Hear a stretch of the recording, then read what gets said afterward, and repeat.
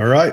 We're live. Welcome to Political Head Trauma, where if Head Trauma had a podcast, it'd sound like this. Humana. Book show tonight. We have Brad Wilson, formerly Speaker of Utah's House. He's coming on. He's thrown his hat in the ring to run for Senate to take a Romney seat, and we'll bring him on in just a second. We are so excited. We've been trying to get Brad, and I know he's been running around the state like crazy and trying to set up an opportunity to come to Tooele County. And I'm very excited to have him. We have a lot of stuff to talk about with him today. There's a lot of names in that Senate run. There are. I just saw a list. There's a lot of names. And then, of course, we're going to cover the news. Of course, the border will be a hot topic tonight, so that'll be on there. We will have everyone, make sure you call in if you're listening. Mr. Producer, you've got us on the shares? Carson, you got us on shares? We are live.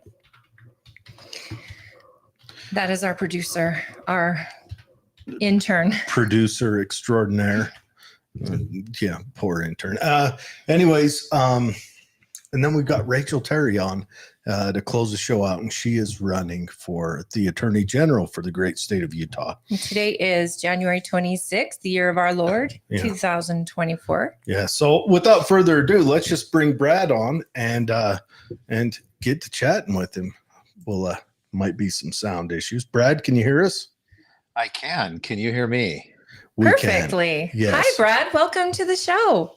It's great to be with you. Thanks for the invitation to your show. Well, thank you. And for your staff for staying on top of it. I know scheduling has been difficult on my end. And so I really, really appreciate you working around us. So thank you. Oh, it's my pleasure. We're really happy to be here. Yes. So you thrown your hat in the ring to take Romney's slot. First of all, tell us what brought that decision on. Yeah. Well, it was not a decision we made lightly, but our state is a remarkable place. It's a place that we all love, and we're still one of those places that we believe in individual responsibility and small government and low taxes, and we need to keep it that way. Not just here, but we need to take that mentality to Washington, where things are very different. And that's why we're running, is to take some sanity back to Washington. Fantastic. Sounds like you hit the understatement of the year with that. Things are very different. And please stop talking about how great Utah is. I mean, only people will come, and we just got such a great thing going. Utah's that perfectly square state that's right next to Montana and Idaho, above Colorado. A geography lesson there. And that other state that kind of looks like a fat L. Hey, Brad, so what did you see you could bring for Utah that Romney wasn't bringing? Or did you think he was doing fine and just saw the seat was open? Well, we launched an exploratory committee last April, partly because there was a lot of clamor from folks wanting me to jump in this race. And I think that the reason that they were pushing me is they saw a very strong, consistent track record of someone that ushered in record tax cuts, for example, in the state of Utah. We didn't cut taxes once or twice or three. We cut them 3 times for the biggest tax cuts in Utah's history. And yet we still balanced our budget while doing that. And the list of other kind of conservative accomplishments goes on. But that was part of the reason why so many recommended or pushed me to do it. And my wife and I finally decided last year to jump in, because we know that there are opportunities for our country to be better.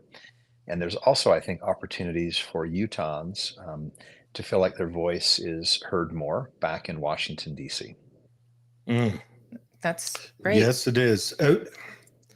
I have consternation with DC because I wonder what's the possibility, what's a roadmap that can be used to right this ship.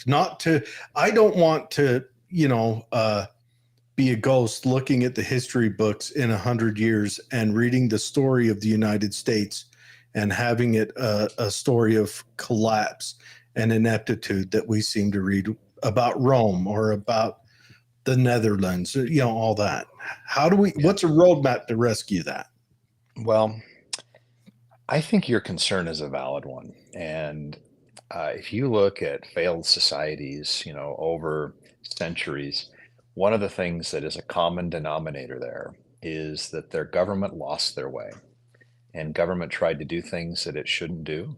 And unfortunately, we've got enemies we've got enemies all across the globe, but I think one of our biggest enemies right now is these leftist policies back in Washington, D.C., that are trying to create a government that is not sustainable, a government that does things that government should never do and gets in the middle of people's lives and makes life harder. And when that starts to happen, societies are at risk. And so, I mean, you're talking about this as if I know you're sincere and you wouldn't bring it up. But some people talk about this type of thing in the abstract. I think this is a real threat. Yeah. If we don't get government back in the place that it was intended to be, our country is in trouble. And there's so many examples of what that looks like. And I'll just give you, you pushed a button, so I'm going to go for a second here. But I've spent a lot of time traveling the state, not just as Speaker of the House, which I did for 5 years, but as a candidate for the U.S. Senate. And it doesn't matter whether I'm talking to families or businesses across the state. Almost everywhere I go, people are telling me stories about how the federal government has caused problems for them. And here's what's interesting. It's not because Congress has done something to them. It's because Congress hasn't been doing their job. And Congress has delegated and ceded authority to these bureaucracies and these agencies back in Washington and empowered them. And they're making decisions and controlling our lives. And that's not how government should work. Well, so they're literally taking our freedom. That's right. And these bureaucrats, they stay in the same place. You may be a senator for 5, 10 terms, 1 term. They always keep their jobs. It's nearly impossible to fire them. And we don't need to talk about Fauci today.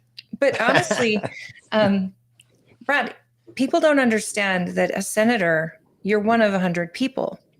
Yeah. So it is a huge job, but yet it can also be a very lonely job when you're a conservative like Mike Lee, or you're a conservative like Rand Paul, and you're trying to speak truth to power. You're trying to empower the public. But it's such a fine line right now because it feels like this is by design, the left. It's by design they're trying to fundamentally change our government by their decisions. And they're not saying it out loud, but you're seeing socialist ideals and laws coming out that essentially, if we were in Rome right now, we'd be in the final stages of an immoral people with overreach on government, and the people either rise up or they are victims of their government. Yeah, that's right, Holly. And the best thing that can happen to folks with a leftist agenda is to watch what's happening to our country right now when Congress doesn't do its job and it allows bureaucrats and these alphabet soup agencies to dictate our lives, because that's the next step in this progression. I was down in Gunnison 2 weeks ago at Christensen Arms. They make some of the finest guns in the world. And their business is being impacted, not because Congress did this to them, but because the Biden administration is anti-Second Amendment. Right. And they're trying to strangle the gun industry. And so instead of gun control in the traditional way, in the fourth quarter of last year, the Department of Commerce said, you know what, gun manufacturers, you can't export weapons or ammunitions out of the country. And so, I mean, what does that do to gun manufacturers in this country when you take away the rest of the world for them to have as a marketplace? I love that when we know our government puts up guns outside of the country to help get involved in wars. You can't ship They weapons arm out unless it's other countries, but they can do it. You know, or other and cartels. The ATF can turn regular citizens into felons by making a call that isn't theirs to make. Yep. They're not a governing body. Yeah. I was with another group, really cool business actually up in Ogden last week, who make these really cool, rugged e-bikes that you would like go on a really long outdoor kind of adventure on. And the Forest Service, same thing, without going through Congress, without going through any process, just decided one day to wake up and say that people couldn't use their products on Forest Service property anymore. And you know, these are entrepreneurs that have risked everything to start their business, and government has become their biggest enemy. I mean, in what world does that make sense? It's happening in every industry too. And regulations, both state and federal regulations are sometimes they're so compact for a small business that if you don't live in a state like Utah where they're trying to flourish small businesses, and you and the governor have gone out of their way to make it a very welcoming place for business, but still regulations for businesses alone are getting just too much. Yeah. You have to pay more in attorney's fees to keep yourself legal than you can to put out a new product, which makes this country so great. It's almost like the big box stores have lobbyists that work their way in and change. I don't know if anyone's ever read Upton Sinclair's book, The Jungle. That lays it as clear as it can be. The Jungle, written by a socialist, hoping he'd get that communist reform. And all it did was foster in regulations because corporations saw that and said, I got a good idea. We're going to save millions on inspections. Oh, that's interesting. So what would you say coming out of the gate with the ABC agencies and getting them in order? What are you committed to doing? Auditing them, maybe cutting half of them? I mean, the United States government's Cutting biggest employer that's hard in the world, or in the country. So how do you get a perfect marriage of being reasonable and overreach? What about a simple law that says if you step outside of the bounds that Congress has issued you, you go to prison? Well, like a steady 6 months. Half of Washington D.C. would be in prison if we did that. We'd have to build more prisons. Doesn't that sound like heaven? So it's such a good question, right? You know, what do you do about this proliferation of government and bureaucracy? And you know, we have got to elect some people back. If we want different results in Washington, we need to elect different people. And the people that a lot of the people that are there right now, not everyone, there's some good people there, but there's far too many people there that don't fundamentally understand the role of a legislative branch. And that legislative branch needs to pull that power back from these agencies. And, you know, I have seen, interestingly enough, even here in Utah, where in our House of Representatives, where one or two new members can come in, and if you're dedicated and diligent and relentless, but you also build trust, you can bring people along to your cause and with your cause.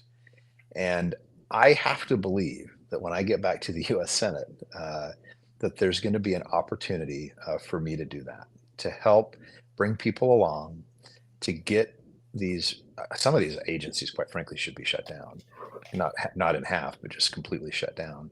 But also to make some hard decisions about, you know, what government really should be doing. Just as an anecdote, when we had COVID hit a few years ago here in Utah, within 30 days of COVID hitting, the legislature, we went in, I was the Speaker of the House at the time, we went into a special session and we cut $1 billion out of the state of Utah's budget overnight. It affected every department, every agency in the state. At the same time, the federal government was spending money like drunken sailors and printing money, which we're still paying the price for today, by the way, with this inflation.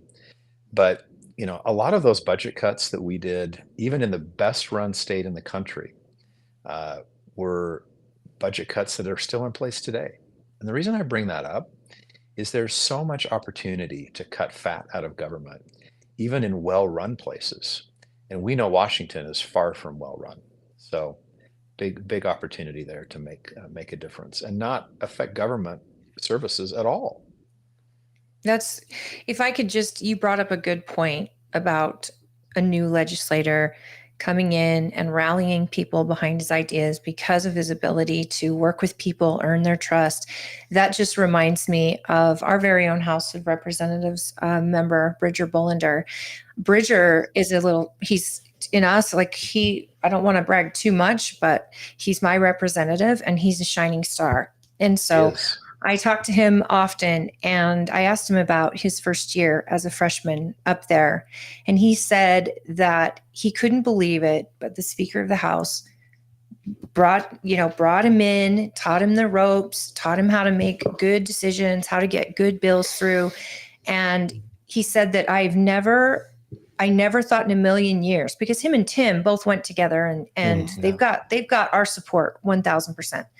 But he said, I expected something different, something, I don't know, nefarious of how government is. And he was you mentored him, you assisted him, and he was able to get so much done as a freshman. And you liked his ideas, and he was bringing you ideas that he had and wanted to do as a resident of Tooele County. But he shined a big, bright light on you. And I just have to thank you for that. And thank you for, well, basically, it seems like that's your character. And I can only imagine a character like that gets to DC. You're going to be disappointed a lot, but hopefully those same traits will bring some of the other side around. Is that possible? Do you think in this day and age, can a person with good character, good morals? I mean, I really appreciate Mike Lee's work. I know he stands alone sometimes, but I like that the United States of America knows his name, and they know he's from Utah, and he stands on principle and the Constitution. But I mean, are you prepared to stand on that and be alone, or do you think that we have a shot at getting some Democrats on our side? Because a lot of the Democrats there feel like it's an agenda activist group. It doesn't feel like they're representing the voice of their people. It's left-wing politics. Left-wing politics. They preach climate change, but it's always left-wing politics who have the worst records on climate. China and the USSR and all that, because they have total control, they can only concentrate on short-term gains. Well, and they will toe the line. Now. Everyone will do the same that their leader tells them. Whereas Republicans, we're all free thinkers, and we're like, hey. You can't let a foundation naturally occur. You have to have that single party control. We have to do it now, which is a story we'll get into later on. But I'm wondering, EVs. My question is, how do you see yourself going to? I mean, I want to see you get stuff done, and I certainly want to see that Utah is represented by people with character, and that they're not for sale, and Utah's not for sale. No, it's not. And well, great question. And before I answer it, I will answer it. I just want to also tell you my perspective on Bridger. Okay. He's a rising star up there. You said it, but Tooele County is well represented by him and Representative Jimenez, who are working really hard. And, Representative Bollender's business background, as well as just being an amazing human being, is going to give him a lot of influence in the legislature. But I think, and this now to kind of pivot into the answer to your question, a legislative body like the U.S. Senate or up here at our Capitol Hill in Utah is at its best when you have a whole bunch of members that feel empowered, that know how things work, and their ideas are listened to. And it is a debate of ideas. And I believe, I'll find out when I'm there, but I believe that's one of the things that's missing in Washington, D.C. I think that you've got a top-heavy, top-down environment in Washington, D.C. right now, and rank-and-file members do not feel like their ideas matter. And we've got to change that culture back there. And I'm committed to doing that when I Hey, get so there. do you think you could maybe, if it is you up there, you think you could maybe get our Mitch McConnell to step down and get ourselves somebody who actually is going to bring bills to the floor? And I mean, as a Speaker of the House, you know the whole back and forth regarding bills and what's good, what needs to be done, what needs to be fixed. And I hope you don't have bills that are 2,000 pages with 5 minutes to vote on them. And I certainly hope you won't vote on a bill you can't read. I understand that's highly important to you on the Utah governing side.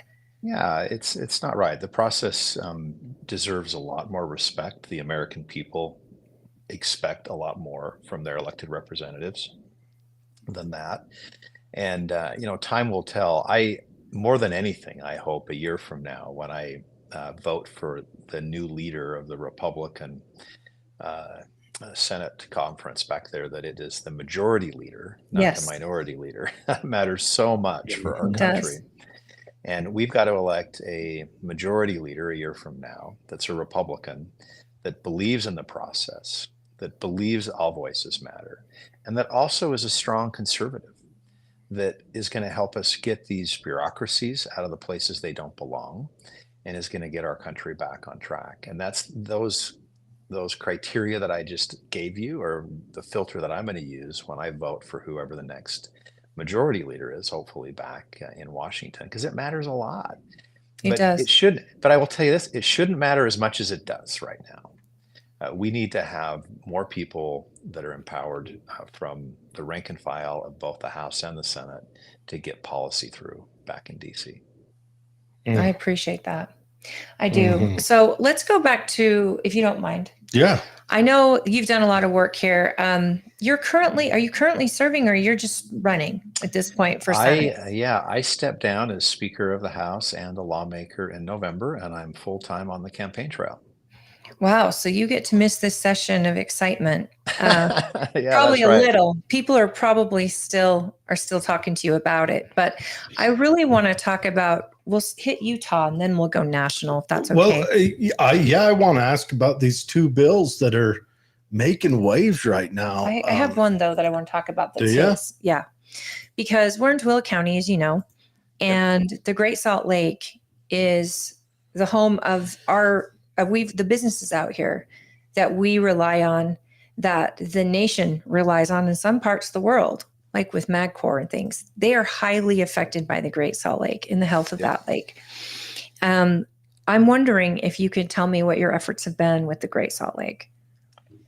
Yeah, it's a kind of a big question, but Well, I recognized a number of years ago, before people were really talking about the Great Salt Lake, that we had, I would describe it as an economic and a ecological tsunami about ready to hit us if we didn't pay a little bit more attention to the lake. And from a quality of life standpoint, from the jobs that are out there, which you've mentioned, you do have a lot of industry related to the lake in Tooele County. And so we leaned pretty heavily into it, and we shined a bright light on what was happening on the lake through. I did a Great Salt Lake Summit for 3 years, and we ended up, I think, through that summit and through a lot of legislative focus, making some significant strides in balancing the needs of the state to grow, but also the needs of the Great Salt Lake. And I think we're winning now again, but it's going to be a long fight to get the lake to a spot where it's being taken care of in the right way. But we're definitely winning in terms of the momentum that's there. And you've seen, I don't know what they're going to do this year, but the 2 years prior, over $1 billion invested in water and water infrastructure. The Great Salt Lake's the biggest beneficiary of that, but there are other beneficiaries around the state. I mean, this is related to you, but Washington County has got some real water problems. And so we put a lot of effort into Washington County as well. Water matters. There's no bigger issue for the long-term health of the state of Utah than water. it does out here as well. And our electeds have worked on a water study. And what they found is that we need to unite as a county. All our cities need to connect and get that water to go from each city and kind of share it. But when I see Utah has this many water rights and California is wanting more, and we're the ones that are producing, and we're the ones that have reservoirs and all these other things. They're not, it doesn't feel like they're investing in their infrastructure as much as our state has done to preserve the very precious water. And we were in a drought for 10 years when this bill was starting, and luckily God prevailed and we got rain and snow. But can you give me an idea? And I know you've looked into this and you guys have studied this at length, but what is Utah facing if the Great Salt Lake is not there? Yeah.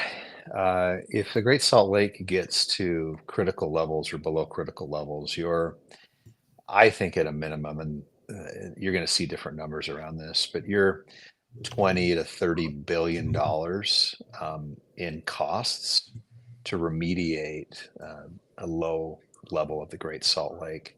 That does not include the health costs, the cost to our economy, et cetera. And so it's almost incalculable what the consequence could be. What it would do to our air if that was dust, and just getting into the air, things like that. I'm always curious what. Yeah, I've heard a lot of heavy metals, if it goes away, will be floating into the atmosphere. Yeah, with terminal lakes, I mean, the minerals and deposits don't flow downstream anymore, right? So they just settle on the lake bed, and a lot of those minerals are toxic, and that's why this matters. I mean, I could get into a lot of stories, but we've seen instances around the world where terminal lakes have dried up, and the environmental and financial costs and health costs for those surrounding communities have been devastating. Right. I don't think people realize, it's just a salty lake. They don't understand. And yet we've got businesses like Magcor and Magcor, 2 salt plants. I guess ATI is moving on to working on lithium project now. I don't know if they pushed that all the way through, but we've also got a salt plant, GSL, up in Ogden. There's a lot of things that rely on the lake and the natural habitat. We think there's at least $8 billion worth of industry a year on the lake. That's a sizable part of our economy, actually. But I will just say, I think that we are now on a good path. I mean, there's more work to be done. I tell people, I think we've probably accomplished year 2 to 3 of a 10-year march. So hopefully policymakers up at the Capitol will continue to focus on it, but we're definitely heading in a much better direction. Yeah. Well, I appreciate that. I appreciate that our legislators were on top of that. So that's really great. You and I both want to talk about the bills right now. Well, those 2 bills that came through, the bathroom bill, the bills that have the Democrats dressed in mourning the other day and giving a speech wearing all black, where you've got the bill that restructures DEI so that it is it's constitutional and inclusive, I would argue. It doesn't do away with it, but it just says, look, you can't have all the fun, or you can't peel off and give a whole bunch of credit to one group of people at the absence of another. Now, I haven't been able to read the whole bill because, one, I'm not smart enough to sit down and read. It takes me weeks. And then you've got the gendered bathroom bill, and that's caused quite a ruckus. And I don't know if you got to see those, because I'm sure they've been in process. I know the DEI bill is fairly recent. Representative Hall, I believe is her name. Yeah, Katie Hall. Yeah, she started that, and she's a freshman, isn't she? Or is this her second year? Yeah, Representative Hall is a freshman. I actually can speak more to that bill than the others. That bill started last year, and I was heavily involved. And I'll give you a quick story. I was with about 8 speakers of the House, all Republicans, in Texas one day. We got together once or twice a year. And I was talking to this man, I probably won't say which state, but I was talking to the speaker of a very red state. And he said, Brad, you won't believe what I found in our universities. To apply for jobs, even to be like classified staff, janitors, things like that. In some cases, you have to write this DEI statement about what your thoughts are on diversity, equity, and inclusion.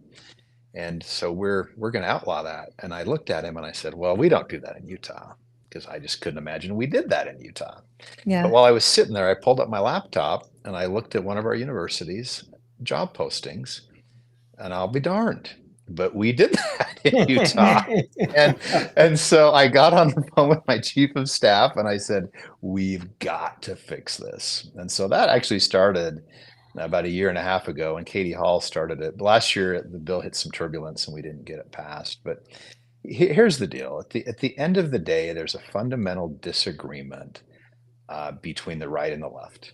And the disagreement is this: do we believe in equal opportunity, or do we believe in equal outcome?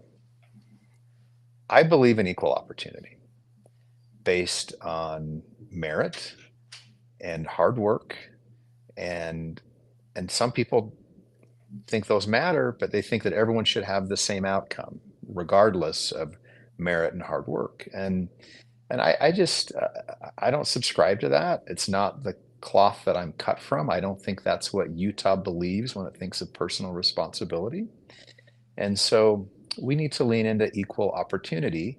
And I think that's what these DEI bills are about. It doesn't mean we want no one to be discriminated against. No one. Right.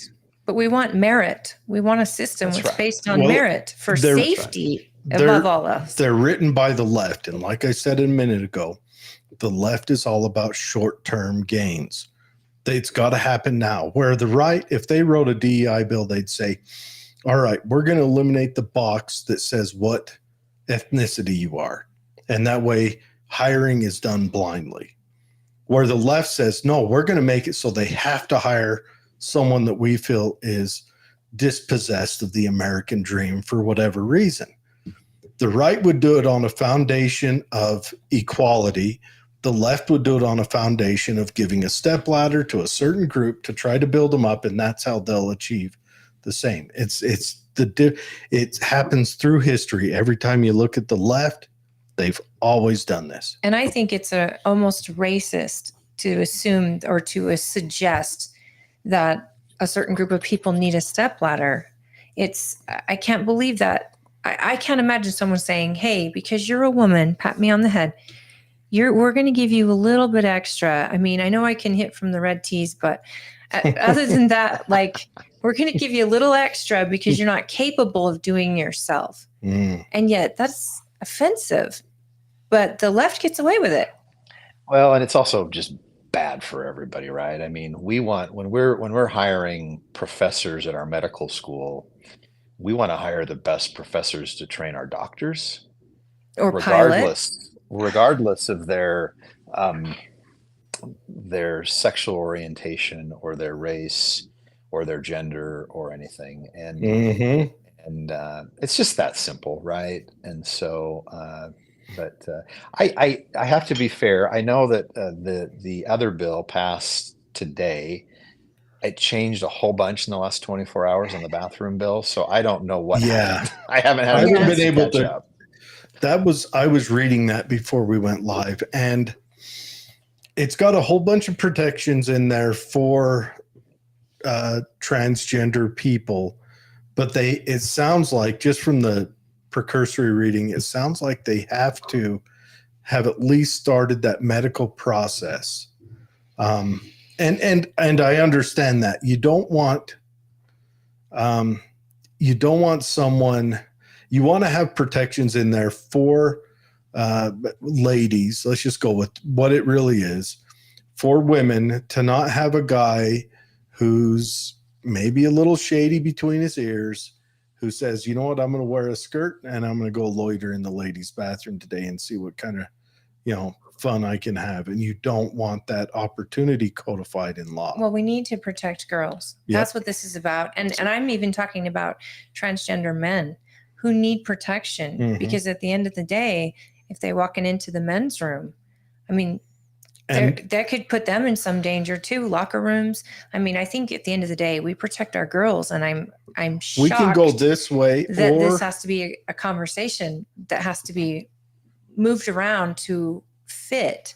We want safety first, I think. We could always go with start them on pistol training at 9, get them qualified by 13, At 13 in a day, they get issued that pink Glock. Now I'm thinking we start out with a 43. Can we go back to you as speaker and COVID? Because a lot of people should have learned a lot of things during that time.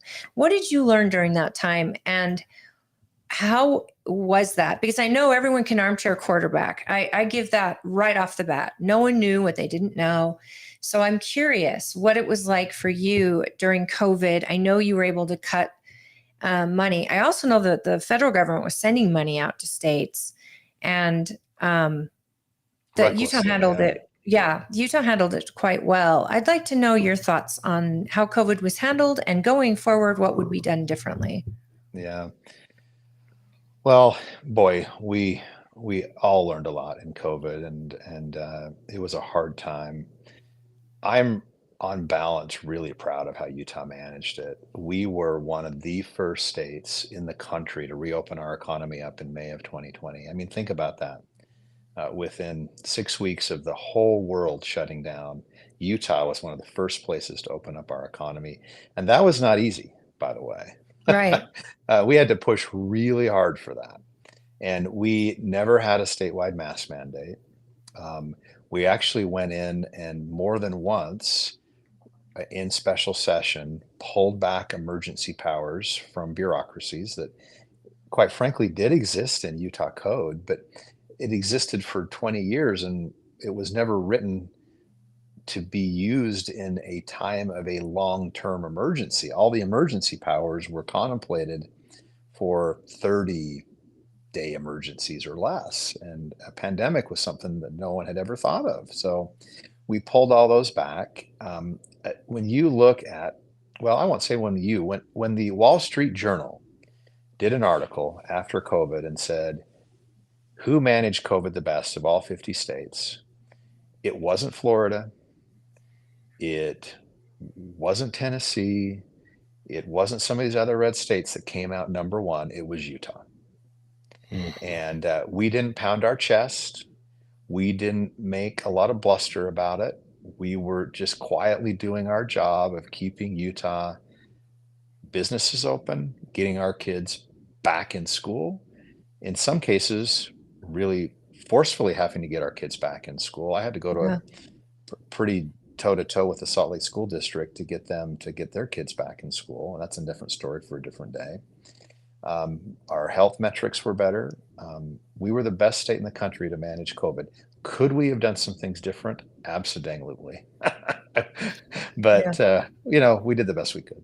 So. Well, and I think that when Herbert said, we're going to leave this to the counties and go as local as possible, you guys will decide what you want to do. I thought that was wonderful. I also know I watched closely with South Dakota and how they weren't going to close. I mean, Christine Ohm said, you show me in the Constitution where I'm even able to do this. Yeah. And I think governors sometimes we need to have the legislators actually do these special sessions and make sure governors get the guidelines from the state, because you're the voice of your district. And if your district is saying, like ours, I mean, when the council decided about mask mandates, it was standing room only in there. Our county was not going to wear masks. Our county was not going to shut down. And it was a lot to do with our sheriff. He wasn't going to arrest people. And it just felt really nice, because I'm talking to friends in other states where that wasn't even an option. They're getting top-down information, and yet we were given power in the county. And I really, really thought that was great. Yeah. And we actually even went in and, it doesn't matter much, but we went in eventually and even took some of the county's emergency powers away, because we thought, in particular, Salt Lake County was being too assertive with some of their emergency powers in Salt Lake County. And, and we learned a lot. We encouraged masks at the time. We thought that the science was telling us they made a big difference. In hindsight, we realized masks didn't make as big a difference as we thought. But, things still turned out the way they did. Encouraging masks I don't think that's a step over any line if you encourage something. Especially if the Department of Health is telling you. It's when you demand it, when they force it and all that stuff. I don't know. I think Utah did rather well. And it was because you had to go in and fight our metro areas on stuff. That was where all the fight happened. It was crazy. President Adams and I would get up every day almost early in the morning. We get on the phone with each other. And in one form or fashion, the conversation was, what kind of crazy idea do you think we're going to have to stop today? Yeah. Well, now on that note, you're in the Senate, and now this Disease X is coming. You know what worked in Utah. You know maybe what didn't. You know a little bit more, a little bit stronger. In the Senate, what do you think you would gauge from that? And with this experience you have that maybe others don't, you have it on a state level, that you're talking to every legislator in the state, and you're trying every to help and guide and work with. Now you're on a global, like a national level. What could you bring to that seat that maybe someone else can't? Well, I think you take the lessons that we learned here, right? And we learned that the concept you have to balance everything. And we are still, as a society, in our educational system, paying an irreversible price for pulling kids out of schools. Right. We're still paying a price in many businesses that we drove out of business. And lives and health can be measured in a lot of different ways. And I think that the thing that we did better than almost anywhere else is we tried to push good information and let people choose for themselves. Right. And that's what government should do. We shouldn't be choosing for people. Right now, Washington, D.C. is trying to take us down, and I say this a lot, dead-end streets. They still want to teach our kids what to think, not how to think. Absolutely. They still want to have government handouts instead of free markets. And we've got to be the protectors of the other side of that. We've got to worry about teaching people how to think for themselves, let the markets correct themselves, let the markets be themselves, and let people choose their own destiny. And that's what Utah's built on. And we've got some lessons, I think, to teach the rest of the country. And I agree with you. And when you live in a state like Utah, where you could be filming a commercial where people think you're in the Swiss Alps, or you could film a commercial where they think you're in the Sahara Desert because of the landscapes out here. I know a lot of times it was just logic.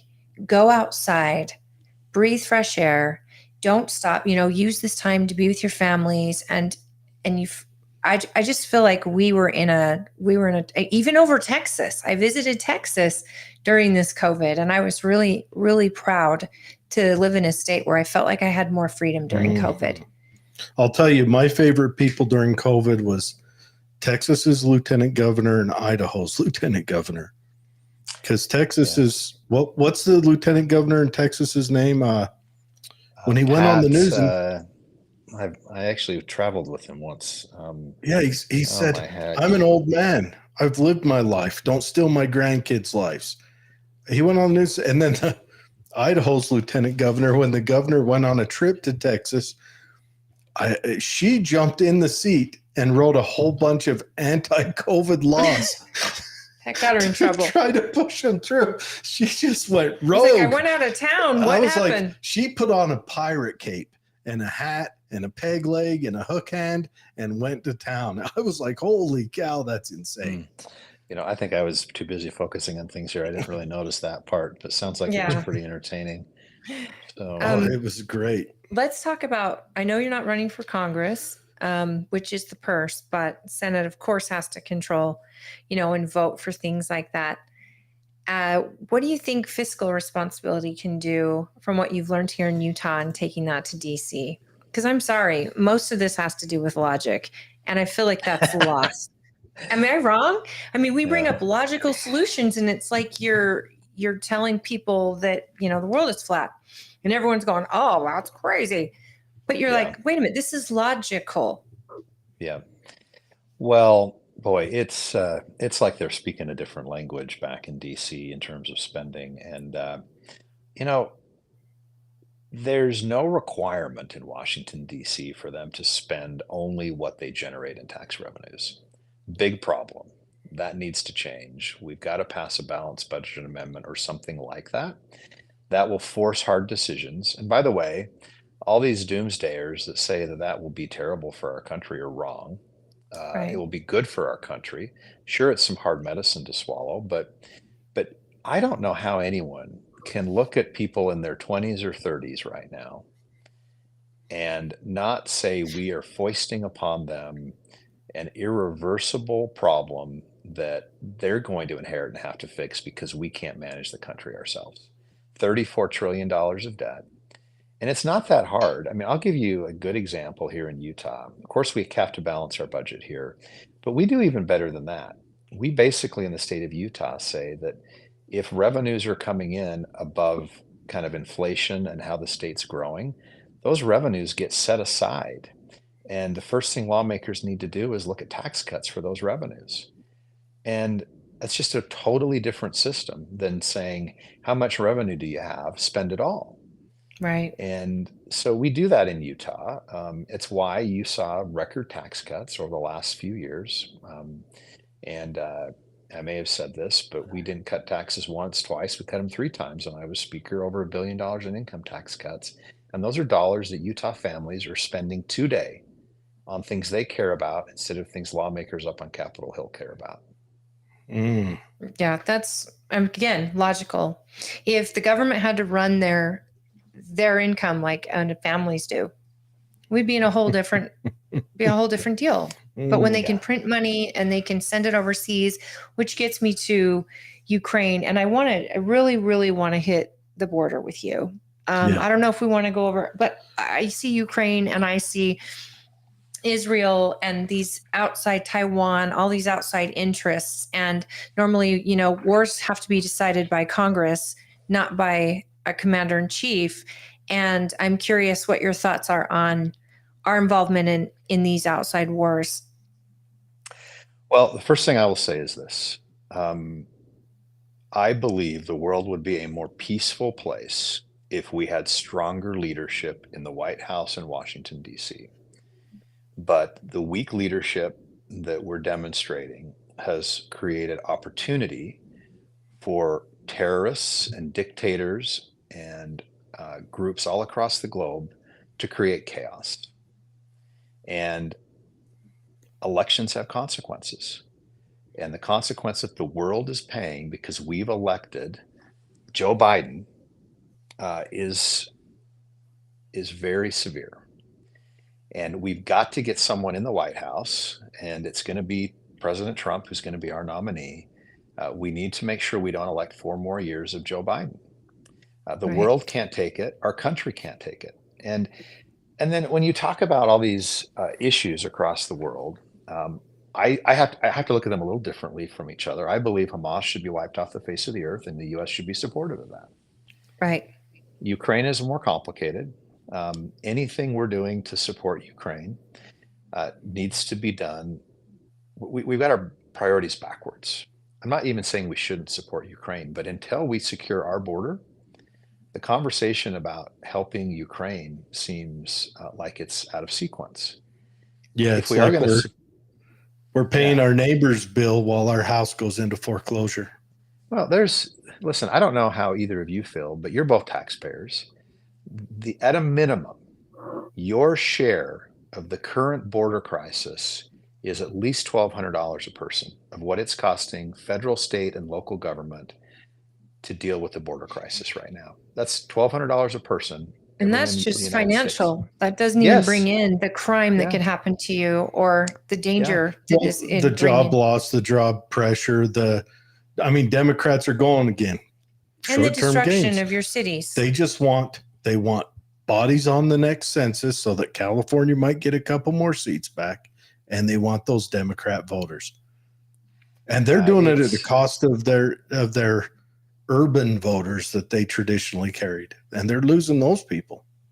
Well, they are. People are starting to really understand this crisis because they know that you've got terrorists coming across the border. We've got fentanyl coming across the border.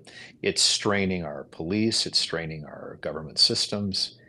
We're all paying a price for this in less security, in more drugs in our country, in our schools being strained. It's inconceivable to me that people in Washington aren't willing to stand up and do the right thing on this issue. But we have to. And if we're going to support Ukraine or these other hot spots around the world, we need a lot more accountability, a lot more transparency. But most importantly, the American people deserve to be told what our strategy is. If we're going to take American resources and help Ukraine, what are we trying to accomplish? And how are we going to define a Right. win? And so these are complex issues, but I'll go back to what I said at the beginning. Strong leadership in Washington creates an environment where these things are less likely to happen. It's true. And I think auditing the money that's been sent already would be nice. It'd be nice to have a committee that's watching where that money is gone. The fact that it's just constant, it's hundreds of billions now. And if we took even a fraction of that and put it towards the border of this country, we would, get so much more done. How would Act Blue fund their Democrat Party? I know that we only have you. We only have we got you for 9 a few more minutes. Let me ask one. We've got to get his website out there, and we've got to make sure that what's your website? So people that want to support got it you, pulled up right here, and we've got it on screen. Yep, I'm going to put it on screen. And if you are looking to, don't forget, people, that caucus is March 5th, and that Brad Wilson is running. Are you running? Are you gathering signatures? Are you going convention only? Are you doing both?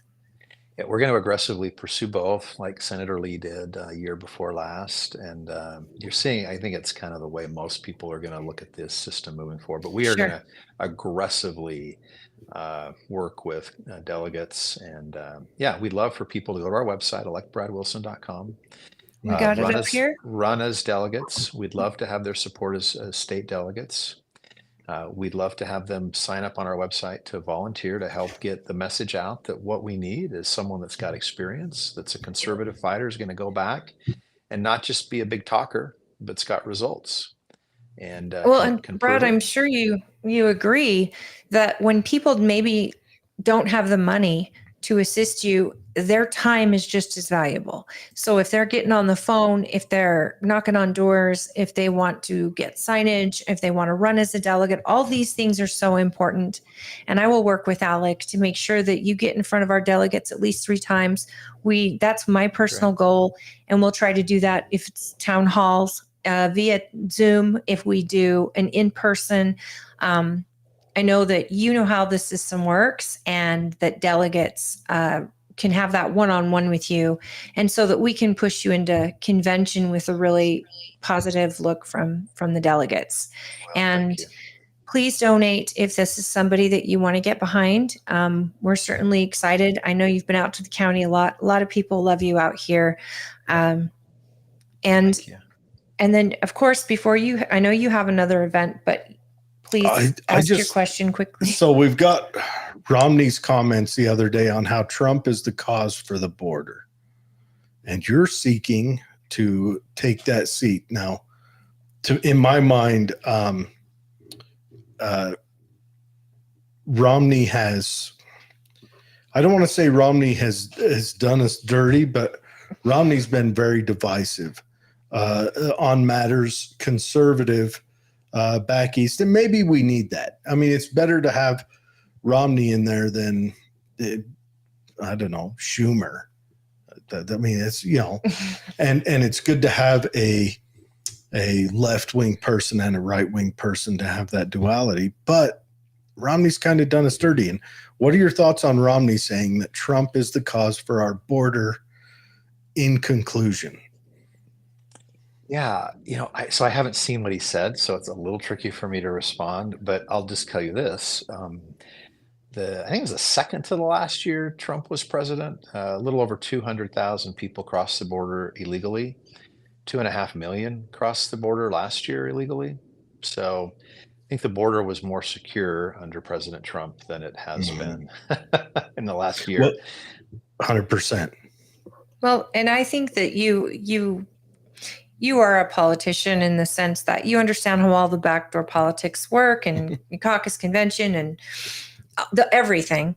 So you seeing yourself as having Trump as our nominee. We lost Brad. Dang it. Oh. He said Trump will be the nominee, and I think that implies that he would support Trump. And I'm sorry that we lost him. People, if you want to get to know Brad Wilson, we will have his website in the show notes. In the show notes. You can go there right now and click on it. Root through his website. I'm sure we'll have him on again. Our call screener was not on yet. Otherwise, we'd have just tried to open it up for calls and not us asking him questions. I think it's better. Can I just say though, David said, it looks like you're more excited than him. I can tell you this, the man has been all around this state, and we've tried to get him on a few times, and he's from Washington County to Weber, and he's running all over. He's probably exhausted, and we were excited that he could give us an hour. He was talking about, when I was talking about the lieutenant governor of Idaho. Yes, I like pirates. I don't understand the pirate mentality. She didn't put on a pirate cape and stuff. She's awesome. When the governor goes, I remember she was bold. The governor went to a meeting in Texas. I know, he wasn't even gone very long. She went and sat in the chair and said a whole bunch of negative COVID bills and pushed them through, forced these laws through while he wasn't looking. Common sense sometimes. I think that's awesome. That's what other. I mean, could you imagine, right now, if Kamala Harris knew how to read and write, because it's not like Biden's president, she could put a whole bunch of laws through, but she doesn't know how to read and write, and she keeps losing all her staff. That's something we never talked about. Her staff just dumps and runs. They just, she lost her spokesperson 2 months ago and her head writer a month before that. She just keeps losing all her people. But that lieutenant governor, I'm not saying it's a good thing. I'm saying I like it. Well, I hope, please get online, look at these candidates' websites. In there, they put what their plan is, their experience, how you can help them, how you can contact them. And, delegates' job is to get in front of these people, ask them all these questions, to learn all they can. Well, if you're not wanting to be a delegate, please just take the time to just read up on them and see about them, because I hate for someone to go into a voting booth or sit on their couch in their mail-in, but without any idea of who these people are, and just picking whatever. We've got awesome candidates in the race. All of them have got some really positive things. This candidate has experience on the state level. This candidate has represented Utah values. Well, he's also a speaker, so he's got that level of experience where he knows how to cultivate bills and how to make sure that once he gets that bill built up by whoever's putting it forward, it's ready to come to the floor. But anyways, so that's Brad Wilson. Go check him out. And again, just go to the show notes, click the little blue thing that says elect Brad Wilson, take you right to his website. Look it up, ask him questions. I was hoping that Dwayne would have showed up early enough that we could have got some calls in, because it would be nice if the calls came directly. Yeah, and when someone like Bridger says to me, this was my experience with this man, and he spoke legislature, highly of Brad. He's like, I could never imagine having someone mentor me, and just so much respect. And we elected an excellent representative for Tooele County, and in Tim and his experience, and Bridger and his. We're the luckiest constituents in the country, hands down.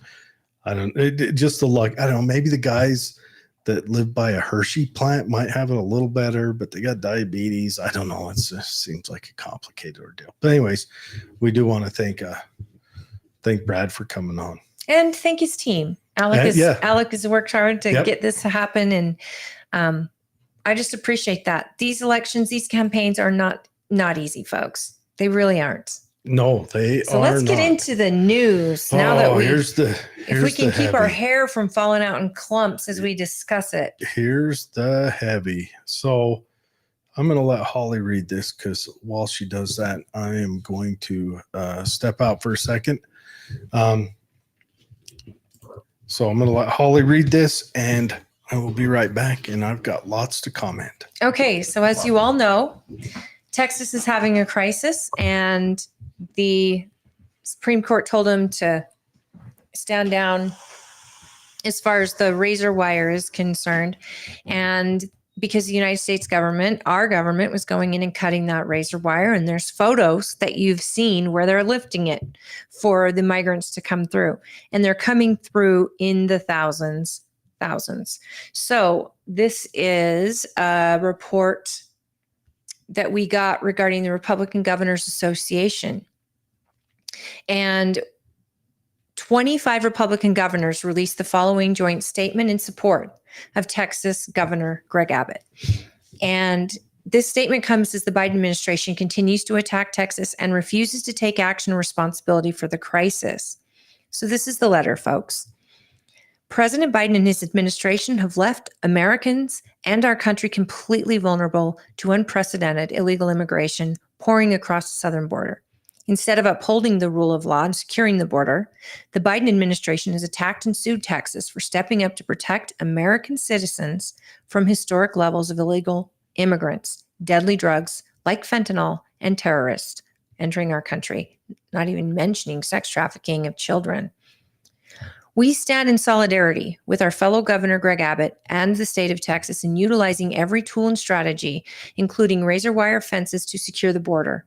We do it in part because the Biden administration is refusing to enforce immigration laws already on the books and is illegally allowing mass parole across America of migrants who entered our country illegally.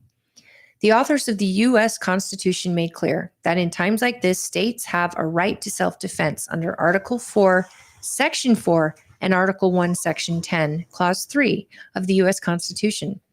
Because the Biden administration has abdicated its constitutional compact duties to the states, Texas has every legal jurisdiction to protect the sovereignty of our state and our nation. Here's the states that signed up. And the signatories include, and I'm not going to read all the names, but Alabama, Alaska, Arkansas, Florida, Georgia, Idaho, Indiana, Iowa, Louisiana, Mississippi, Missouri, Montana,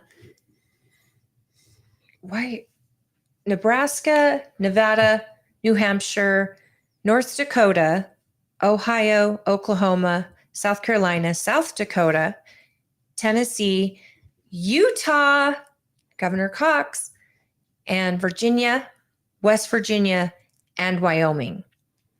Hold on. I want to pause for a minute. Mark Gordon. I know the name of the governor of Wyoming. Finally.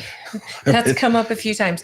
But now, ladies and gentlemen, I'm sad that we are nearly 4 years into this precedent, and this is where Texas has had to go. And I'm happy that he's not going it alone, and that our governor signed up and is prepared to back Texas.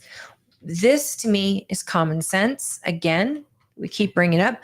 It's common sense that, as Brad Wilson said, when you're sending all this money to another country and letting a literal invasion happen in your own, this is insanity.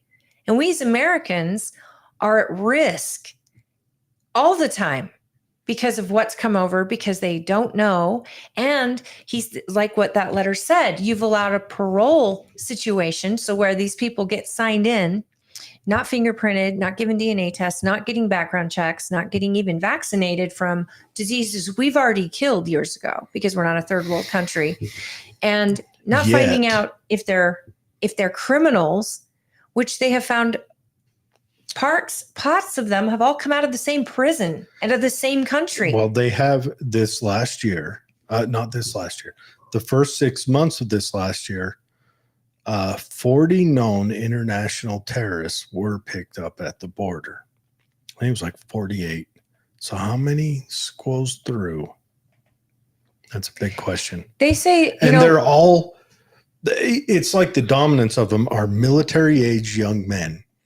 So, it makes me think of the Visigoths crossing the Danube. Are we, are we inviting in our own conquerors? Not only, you said it regarding the Electoral College and the effect this will have on the census and all of that.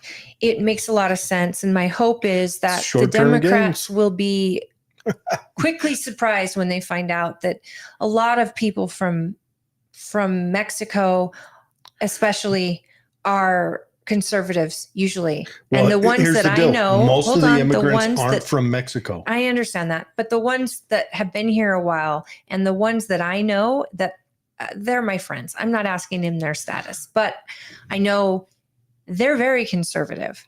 They believe in Christian values. They're hardworking people. They're most of them have probably jumped through every hoop you can imagine to try to get citizenship. So we already know reform is a huge issue. But how do you reform something when you can't even stop the leaking? And now it's not even a leak. Now it's just a flow stream, and they're trying to get in as fast as they can because they know, and even interviewed on the border, they know when Trump gets in, it's over. Yeah. Well, so they're trying to get as many in as possible. And the current administration and what Kamala Harris has said is amnesty is the plan, is to get them in and get them a path to citizenship, which even Obama, when he took over, he was absolutely against this. Obama's deported more than Trump. Here's the deal. Obama's the one who started the kids in cages. The Democrats have made the Faustian deal. They can't stop now. You're not going to get a stoppage out of the Democrats because the Democrats have chased away. Here's the numbers. I just looked at them this morning. They've chased away 20% of the black vote, which is a deal breaker for them. So they have to try to bring in enough asylum seekers to offset that 20% loss. It's 20% of the black vote for Trump. Yeah, because not for Republicans or not for something else, for Trump. And then it's because of the indictments. They've lost 13% against Biden. So they've got 20% plus 13%. That's 33% that will not support Biden or probably any Democrat getting in. They're probably leaning towards a Green Party or maybe, God willing, the Libertarian Party. I'm surprised they weren't handed ballots for the 2024 election when they came in. So the Democrats can't stop this now because they're out. They're done. They're done across the board. I mean, we're probably going to see in some of these major cities like New York City and Chicago, we're probably going to see no incumbent in. And that's going to be across the board. We need it. People, we need to stand up. We need to, with our votes, get rid of them. If they're voting for these policies or lack of, we need them out. Yeah, Johnson in Chicago, I mean, he's just a out and out socialist. You got what's his junk in New York City anyways, Adams. Those guys they're coming to a head because they made all these promises. They got in. I mean, New York last week or the week before made kids stay home so that they could house these immigrants in their school, which throws parents into an uproar. And of course they select the poorest school with the worst everything because who else are you going to victimize? You're going to victimize people who have lawyers on retainer? No, we're not crazy. We're going to go after the people who have no ability to fight us on this. Send the kids home, which means the parents can't go to school that day or can't go to work that day. So they lose a day of work. They get in trouble at work. I mean, but we're looking at it. It's the Democrats have to pander to these immigrants right now because that's their new voting base. They have to have that. California is letting them vote already. And Sure. California Now just voted to give them they can't vote free in any health insurance Yeah. in California. Yeah, California's going to be Our own empty. veterans don't even have free health insurance. And can I just say, I have to say hi to Dave Brunel because I absolutely love him. Yeah. And his wife, Misty. They're Yes. awesome. Thank you for tuning in, friend. Yes. But no, you're looking at it now. They've got to fill those voter blocks. They're going to try to give amnesty. I'll bet we're going to see maybe this year, we're going to see new laws trying to be written on how people gain citizenship.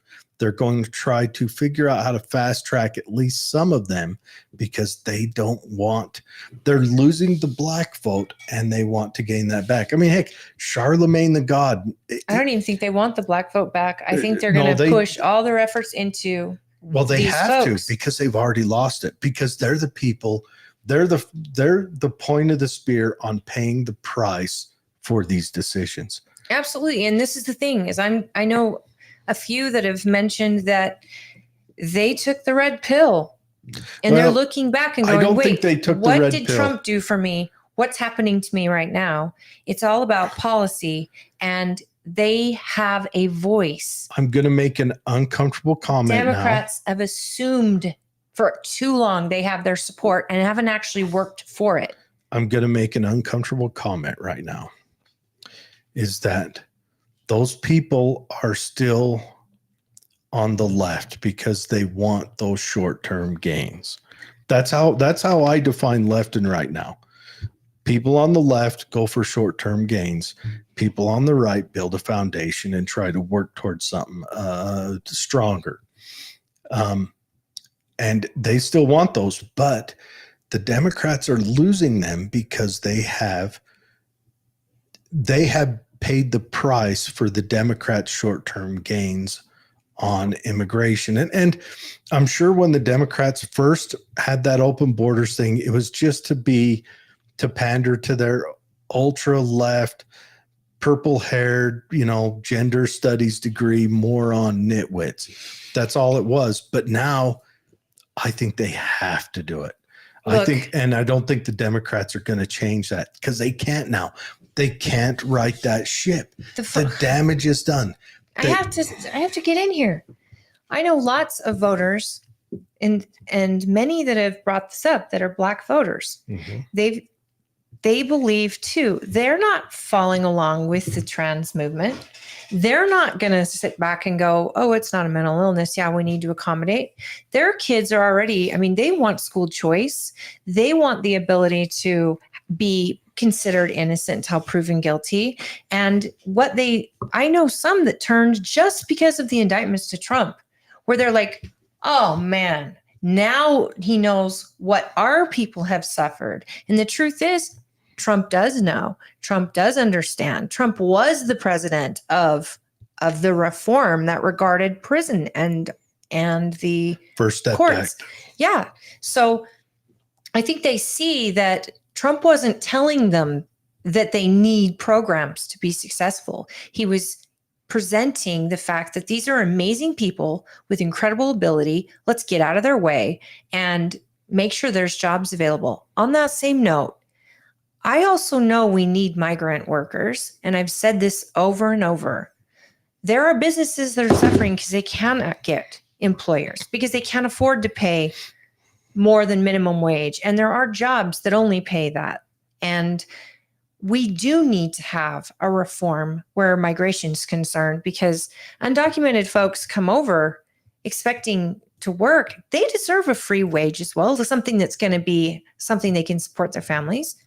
But they have to go through the front door. And that's it. We've got to change that. It takes so many years and so much money. With technology the way it is now, if we can't prove someone and their background or who they are, they shouldn't come over. But if they have a sponsor, a company willing to bring them over and to vouch for them as they go through the process, that is how it was designed to work. Why are we putting if it's 1 million people a year that we're giving out a citizenship to, why do we have to have it at 1 million? If the country needs more, we need more. But it should be reformed. And what's happening at the border right now is not about people wanting a better life. What you're seeing is opportunistic. These people are coming over. We have an administration that on day one invited them and shut down all the policy that Trump had in place, stopped building the wall, in fact, let all the stuff rot. And now it's by design, like you said. Now they're spreading across the country. And here's the problem.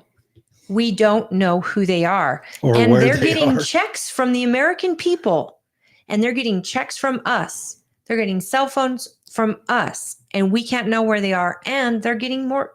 Most of them are getting more money than some of the average income in this country. They make more than people on Social Security. More than Social Security. And not only that, if they go back and then come across again, they get it again. And folks, they're not going to prison. And if they are, why are we housing them in prisons and not sending them to Mexican prisons? Why are we not working with the countries of origin to get them back when they commit crimes? Because they keep coming back. Some of these murders are happening for people who've been deported 5-6 times. Well, that guy that did the murder where they found the bodies down there by 5 Mile Pass.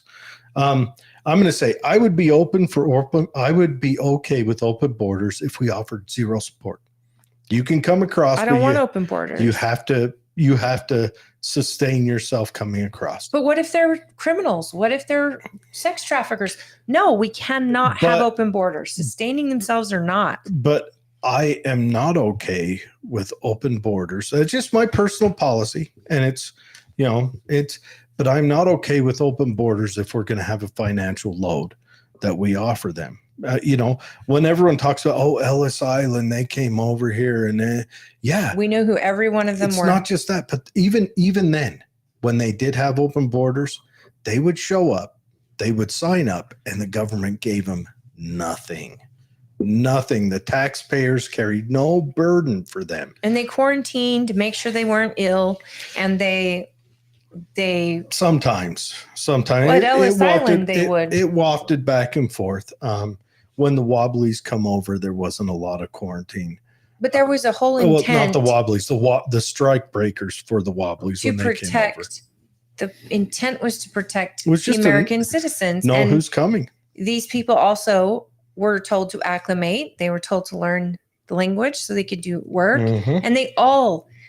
My husband's mother is an immigrant. We've got a great big population here in Tooele that came over here during the strike breaking of 1900 when they broke the strikes of the miners from Greece, from Italy, Italy. I think we may have even got some Eastern European. You know how they came over, though? They weren't. This is the thing. I know people from Mexico that live here that are still trying to obtain their status. They flew in. They went to the departments they had to go to start the process. They were visiting on vacation. And this is the thing, like they weren't sneaking through a border, paying someone to get them across. Someone then when they get across, they actually owe more money. So they're in debt to these coyotes where there's trafficked for sex, or they're trafficked to be mules for fentanyl and other drugs. And these people can never get out from underneath this. And we are responsible because we're tolerating this. We're not stopping it. The border's closed. Go through that door and do everything we ask of you, because no other country runs their borders this way. None. But we're expected to, because we're going to make you feel bad that you're racist, xenophobic, whatever it is, because we're not wanting to know who's here. There's too many crimes against our kids, against our young girls. There's some cities that are just lost. Yeah. They're lost. You don't go there. In Chicago right now, at the Chicago airport. Have you seen that? I don't know. There are makeshift tents set up all inside the airport, and it is loaded so much so it's overflowing. They figure it's 100 yards at least of tents with just cots.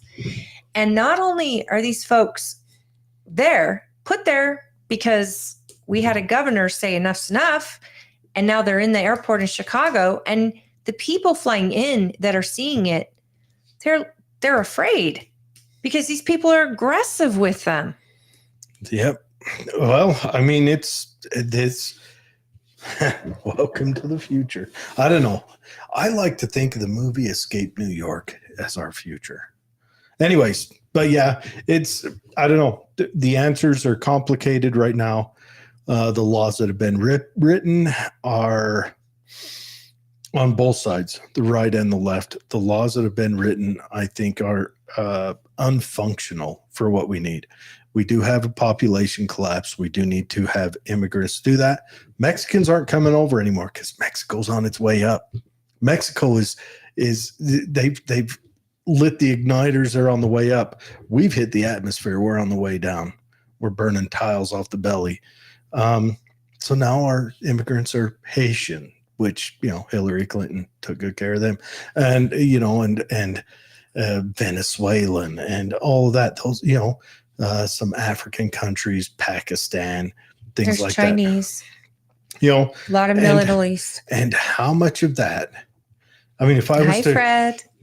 If I was to go full conspiracy right now, let's say I was the UN or Davos, one of those, whatever. Just picture Dr. Evil. And the thing standing in my way from world control was them damn armed, freedom-loving Americans. How would I conquer America? China couldn't invade us. If China invaded San Francisco, it wouldn't make it to Nevada. It'd be petered out, smoked, and full of holes. But you get inside. You send people across the border. What you do is you make sure that the person in office is dementia just enough that he doesn't know what he's doing. What? Wait. And this is exactly what I'd want. I'd want to be able to hire people, sneak them in under the radar, get them together, and then next thing you know, you can from there. It's a couple ways you can do it. You can do small dynamic actions that cause the government to go into an uproar, and bankrupt cities with all the handouts. No, they'll go in and they'll write laws. They'll go into emergency actions where they take away the rights of the people. That's something I could see happening from the government right now with what's That's happening in how you Texas. kick off a civil war. Or you could do full on actions. Just build brigand battalions. You go either way. Or you could do it when the FBI. What do you call it? The FBI Recreation Group? What's it called? Patriot Front. Next time they're out marching around in their khaki pants, all you gotta do is just have some of those guys. You maybe think they're lighter. the FBI? I think they're a white supremacist organization. Okay, go on. No, I heard them speak, and they're talking about how the problem is. One of the guys said the problem is it's not white and people. If I was the FBI, and I'm like, okay. If I was the FBI, who's put it in their marks that they want to deface. Oh no, I wouldn't doubt that the FBI is behind them. I just think, okay, yeah, they look like FBI, but they're also talking white supremacists. When has the FBI not been white supremacists? Well, that's the biggest threat to our country right now, according to Biden. Let's ask Martin Luther King Jr. how he feels about it. Anyways, but no, and just have an action happen then, and boom. And I think the thing is to get our government to start martial law, just small, like they did in Watertown, where they kind of restrict just a town at a time. Because they did a town at a time with, a bad thing happened, so let them into your house. We got to take your weapons away, like they did down in Katrina, and just do it in little chunks to where you disarm maybe 30% of the populace. That'd weaken us enough to where the government could roll over. I mean, they already run Obama started running the conservative officers out of the Army. And when was that? 2014, 2013. He ran, 119 field grade officers. That means major and above out of the Army. He ran that many out. He also depleted a lot of our resources. Well, yeah, but he ran our officer corps down. Officer corps is traditionally the brain of the military. You run the conservative out, boom, right there. You took the brain out. Then next thing you know, conservatives won't join the Army. like they're not right now, which I've got a story pulled up from Military Times. But I want you to let me say something. Oh, please go ahead. When you look at the map of the governors who have joined forces, and they've got the map. Have you seen the map with the reds for the states that are joining Texas? Good and bad. One, that could be an idea of what a national divorce looks like. And now we're kind of connected. So the states are kind of connected, which is good. But two, that could also be, I could see Biden considering this national emergency, maybe issuing martial law. Well, not Biden, his controllers. I mean, let's face it. Obama, which he's always wanted to do, because martial law, that folks, Biden, we know we're in trouble because they will disarm people. They will put military against citizens of this country. And Texas's action is not putting the military against citizens of this country. They're protecting the border. Let's face it, with Biden, they go in there, hit him under the nose with the smelling salt. He sits up, injection in the upper butt cheek is some meth, and then he goes out and does his half hour once a month, whatever he's doing. And then after that, he just sacks back out. Whatever he's doing, he doesn't even know what he's doing. I'll bet they pull like a fuzzy blanket on top of him, and he sits there in slippers by a fireplace. But anyways, so Fred says they're not going to disarm him. And that's the thing. I hope that again, the sheriff who you vote for will decide how serious it gets. May decide it. It depends. I mean, they could overwhelm like Tooele County easy. But here's the deal. When they go to disarm, it'll be on a city by city basis, and it'll be a long spread out thing. But they don't have time to do that this year. But the military people I know would not go against their own. I know it happens. But it happened. I think it happened in Katrina. I know. And there was one unit that didn't do it. Well, and it was a Utah National Guard unit that got called up to go down there. I get this. And what I'm saying is, I know a Marine right now. And that guy got run out of the National Guard. Okay. But what I'm telling you is, if he's run out of the National Guard, fine. As long as he's not in prison, he can join the rest of us who refuse to give up our constitutional rights. And I think the soldiers that I know, they would not follow a commander-in-chief to go after their own citizens. It doesn't say it's not happening, and by design, they're going to have plenty. But again, we have to make sure that those of us that want to stand up, that they're not alone, and that the time for sitting on your hands is over. I agree. You've got to stand up. If you're in the military, if you're in the government, it doesn't matter. You've got to stand up instead of following orders. I'm not siding with them. I'm just saying this is the roadmap they could use. I don't think they could do that this year unless, here's the way they'd play that out. The emergency action would kick off with, we have to suspend elections. Yeah, suspend elections. And then elections. next year, like they're doing in Ukraine, rolling through and disarming people. But anyways, the American people cannot allow them to suspend elections. And I'm telling you right now, Utah governor, lieutenant governor, we need to make sure we hold our elections no matter what. Because if COVID didn't knock us out, and what's happening in Texas is going to be used. And if we all are eyes open on this, we can see it for what it is. The Obama administration can't do anything at this point because they know they look bad. They look terrible. So I'm hoping that they don't want in an election year to have a civil war start at the border of Texas. I can't wait to see that. So hopefully they stay back. Battalions of purple-haired gender studies majors rolling over the hill. Seriously. with jammed weapons. Get on that Babylon Bee. They're wearing, the boys are wearing high-heeled shoes. Well, and the girls is licking their paws. Oh, that's their special forces, the furries. People, we have Babylon Bee. You got to do something like this in one of your stories, that the military is hot on the track of Texas, and have it be just like that. I honestly think the last thing they want is they would have one person say, "Go get them, boys," and they all freeze and stop. Did you assume my gender? Gender language when in this talking to us.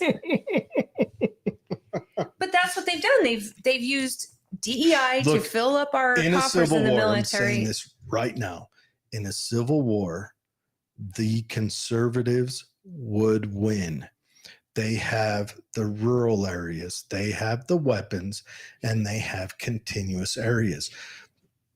The liberals they're allocated in cities. If you look at a map, they don't have any areas that touch. They would be starved out at the least, and they would be run over at the most.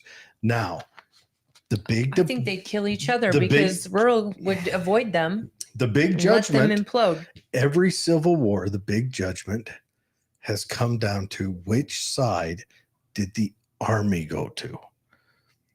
That is the decider in every civil war. No civil war. Are you meaning army in general, or are you meaning the branch army? The army in general. The military. Gotcha. Which side got the army? This one wouldn't have much naval action because it's a continuous continent. Sorry, Alaska and Hawaii, they'd probably peel off and do their own thing and probably live a good life. Alaska would probably thrive. I know, and Hawaii. They wouldn't be paying federal tax. But anyways, I want to talk about this. So the Democrats have been destroying our military. Trump built it back up. My brother is a retired Army guy. He was in there under Trump, got out right before Biden got sworn in. And he said it was great under Trump, but he remembers how bleak it was under Obama. Right. Their hands were tied under Obama. It's not just that. Fred says the Army weapons would be nice to have. They wouldn't get funds. But the Army, Navy, and Air Force are all missing their recruiting goals by thousands. And how many of them? Now they've suspended the mandate on the COVID vaccine. I know because my cousin has joined the Corps 2 years ago, and he said he was mandated he had to get a vaccine, and many were let go due to their refusal. Well, now they're suspending that and inviting them back. How many people are going to go back? If they can treat you so flippantly, kick you out for 2 years, would you go back? I can't. Shit, imagine. Is your PT even ready to go back now that you've gone out and got a job? Under this commander-in-chief? Under any of them. Anyway, so the Marine Corps is the only group that is going to meet its fiscal goal of 29,000 new Marines. The only one. The Army is falling short by thousands. The Air Force by thousands. How's Space Force doing? Space Force pulls from other branches. Space Force does not have an initial sign up by itself, but it's hurting because the others are hurting, because the Army and the Air Force and the Navy are not going to let people go when they're not meeting goals. The Space Force doesn't do any direct recruitment.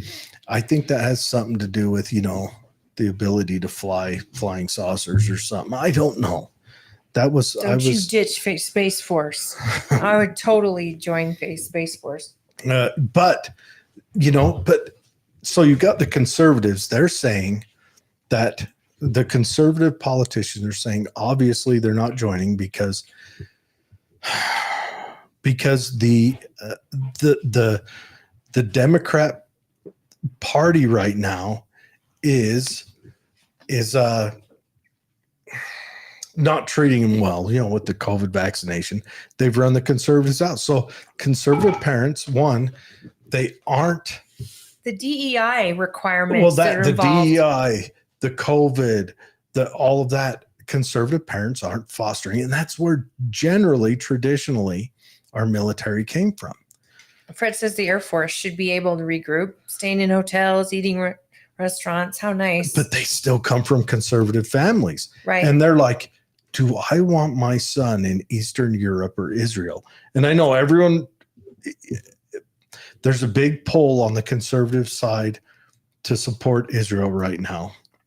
And I'm not saying we do or don't, but would you want to send your kid over there?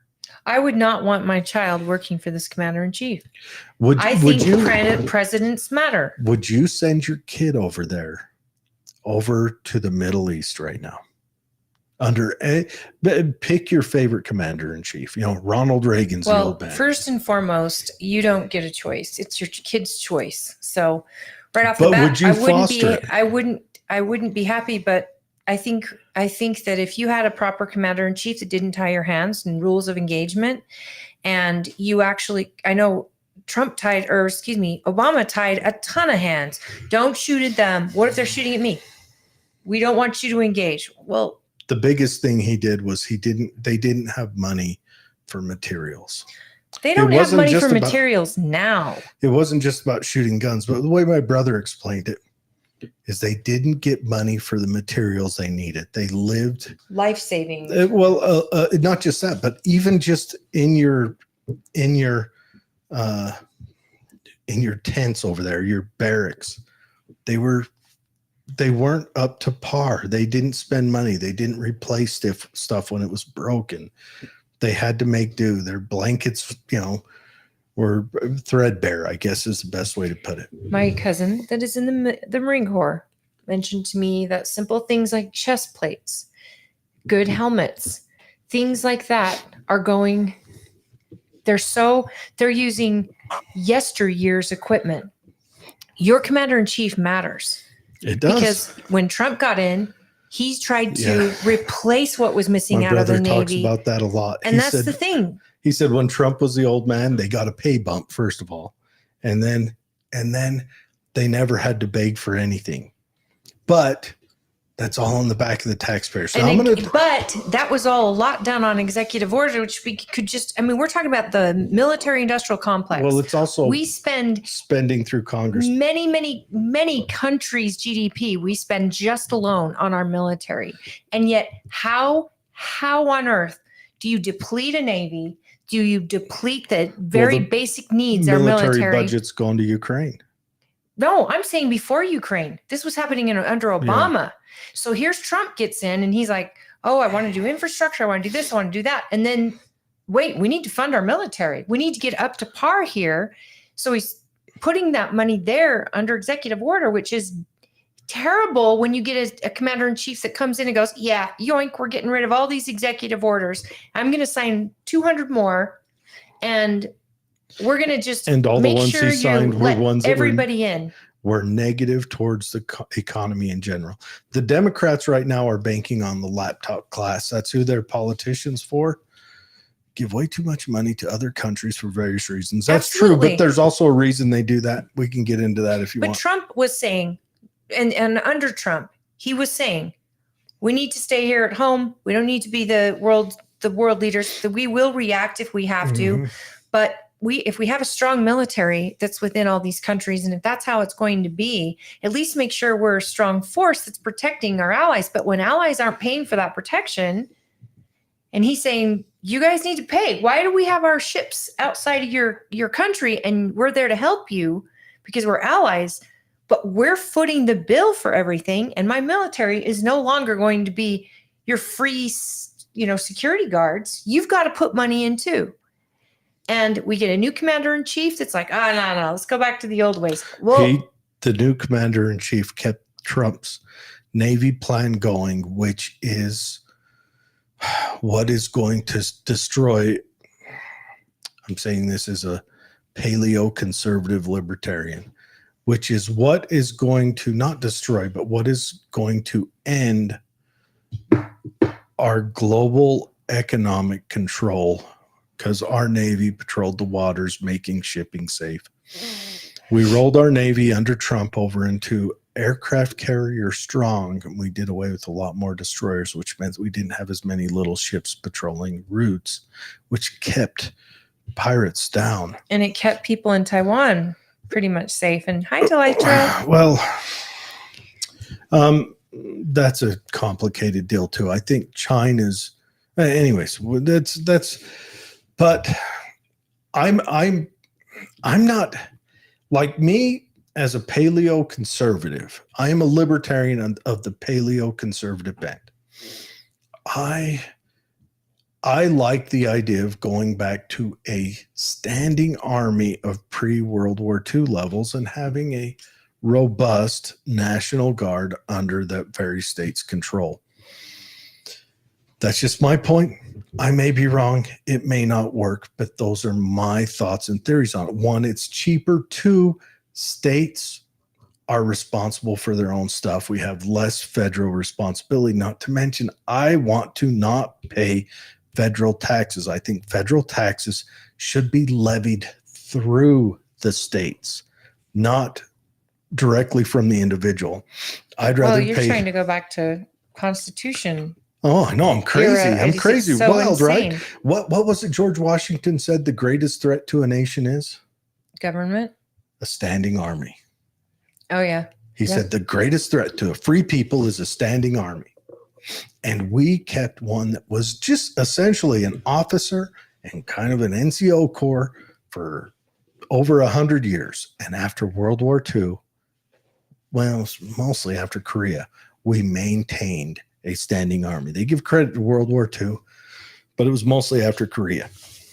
Well, I'm telling you that United States and patriotism is getting flack now. Like you're a target if you're a patriot. I know January 6ers, some of them never went in and just chanted USA and they were still arrested.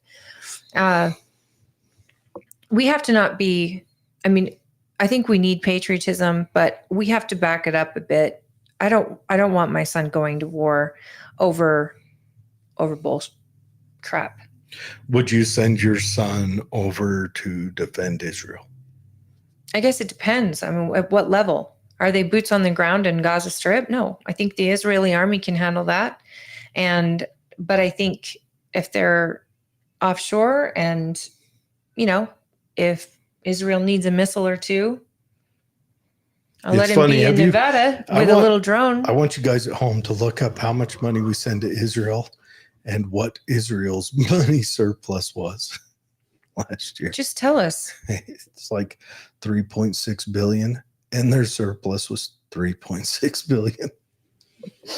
Well, and are they asking for the funding? Oh, yeah. Or are we sending? Oh, yeah. Because we're sending it everywhere. AIPAC, try shutting that funding down and see if AIPAC doesn't run someone against you. Look, I am not anti-Israel. I just think Israel should support itself. I think they just will. like I think the same way with Ukraine. And I think if Israel can't support itself, then Israel can't support itself. I don't think, but I am a paleo-conservative. If Israel can't support itself, are you prepared to let them be massacred because the other group believes they shouldn't have a right to breathe free air? Exactly the same way I believe about any other foreign nation. So do you believe Hitler should have been able to do what he did without American involvement? We didn't get involved with Hitler over anything with Jews. No, but later on we did. But we found out he was massacring people. It wasn't until 20 years later that we even started mentioning that. You know why we got involved with Hitler? The same reason the French got involved with Hitler in the 1800s. Just tell me. Because they were the fastest growing population in Europe. Either way, I think that the American citizen doesn't want to see a free people be massacred. Sure. Because one religion thinks the other religion shouldn't be able to live. And when I'm there, yes, I think we should be defending Israel. They're an ally of ours, and they would do the same for us if it was happening on our soil. If they could, I guarantee they would. The problem is we have always been the world power in the sense that we're coming to help, and we've put ourselves in so many wars, or probably started them. You're just reinforcing everything I said. Yes, I would support Israel. Okay. They have a right to I'm just exist. saying, I'm a paleo-conservative. I'm what conservatives were. When? How far back? Goldwater. Well, Vietnam. That was crap. Why were we sending our teenagers over there? Another Democrat war. Right. I think we need to focus on a commander-in-chief that is going to protect the homeland. What do you think about when Reagan left Lebanon? What part? After the Lebanon Marine Corps barracks bombing. I have no idea. I'm like that. Well, explain it. You act like I'm reading your mind. The Lebanese, in Lebanon, we had a Marine Corps barracks. We were over there supporting Israel. Israel was committing mass atrocities over there in Lebanon at that time.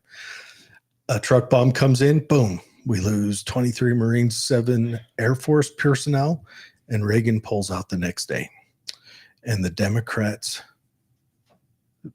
excoriated him for it. And he said, I do not see a winning price to pay here. I can appreciate that. But here's the thing. This in modern times, we don't even need to put boots on the ground to help another country. With technology the way it is, with our technology the way it is. It's only like $10 million a even Obama like drones. Obama wiped people out with drones. No one talks about that. Drones are dirt cheap and have no cost for the pilot's souls. Do you know what I'm saying? In this day and age, you can support a country from your own country. I'm saying. And get specific targets rather than killing masses of people and collateral damage. I'm just telling you my feelings. I'm done with war. I'm done with it.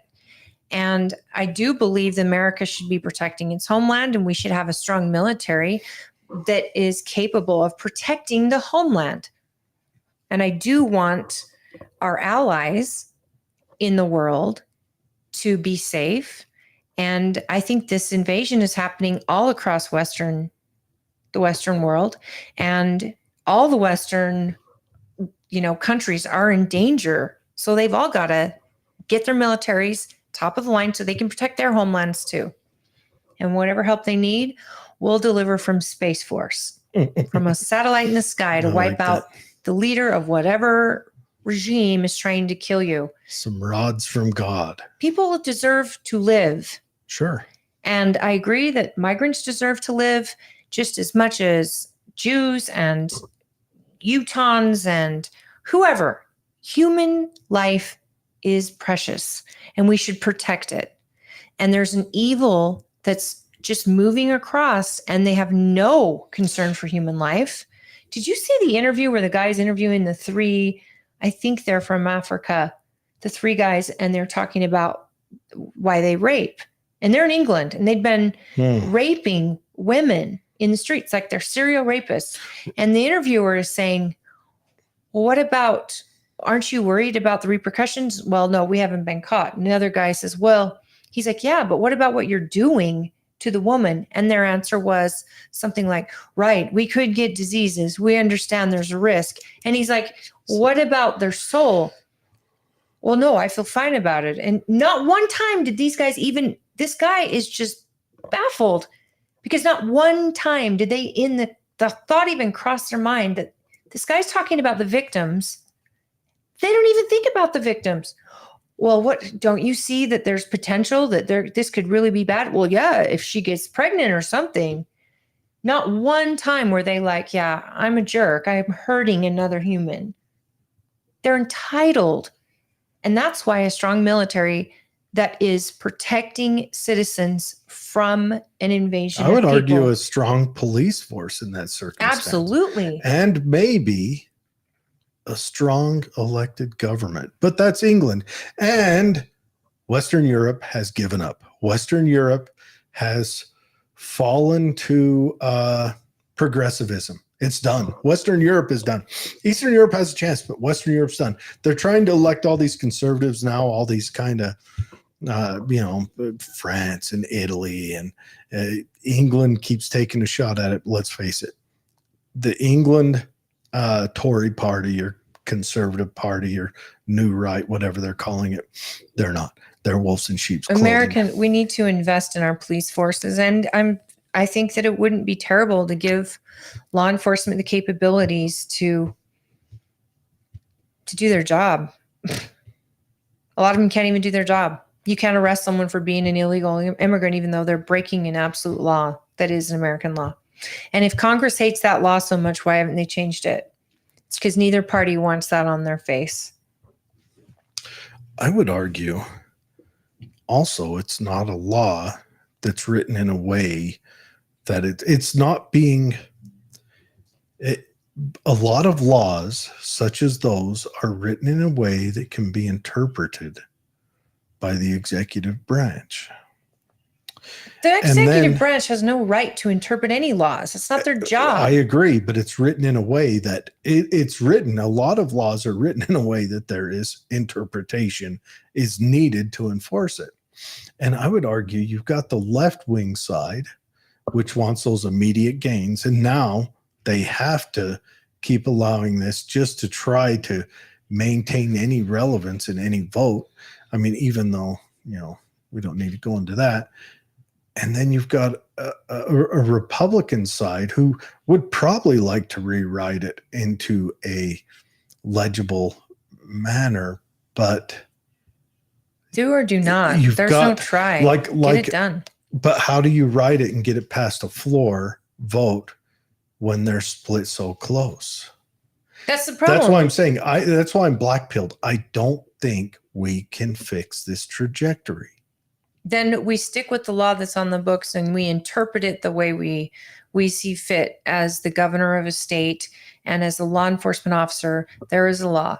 If you sneak into this country, break into this country, especially if you're a repeat offender, you either are in prison for life or you are sent back. But if that door is never shut, we will never stop this. And we're putting human lives and we're putting American lives in danger. And it's not just your life and my life. It's our kids. We're throwing them to the slaughter here.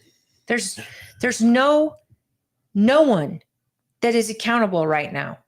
Everyone's passing the buck. And if Republicans get power and we have all three houses and this doesn't get addressed in an actual law and some reform isn't done so that we don't give any benefit to someone sneaking over here. If they know immediately they'll go to prison or they'll be sent back.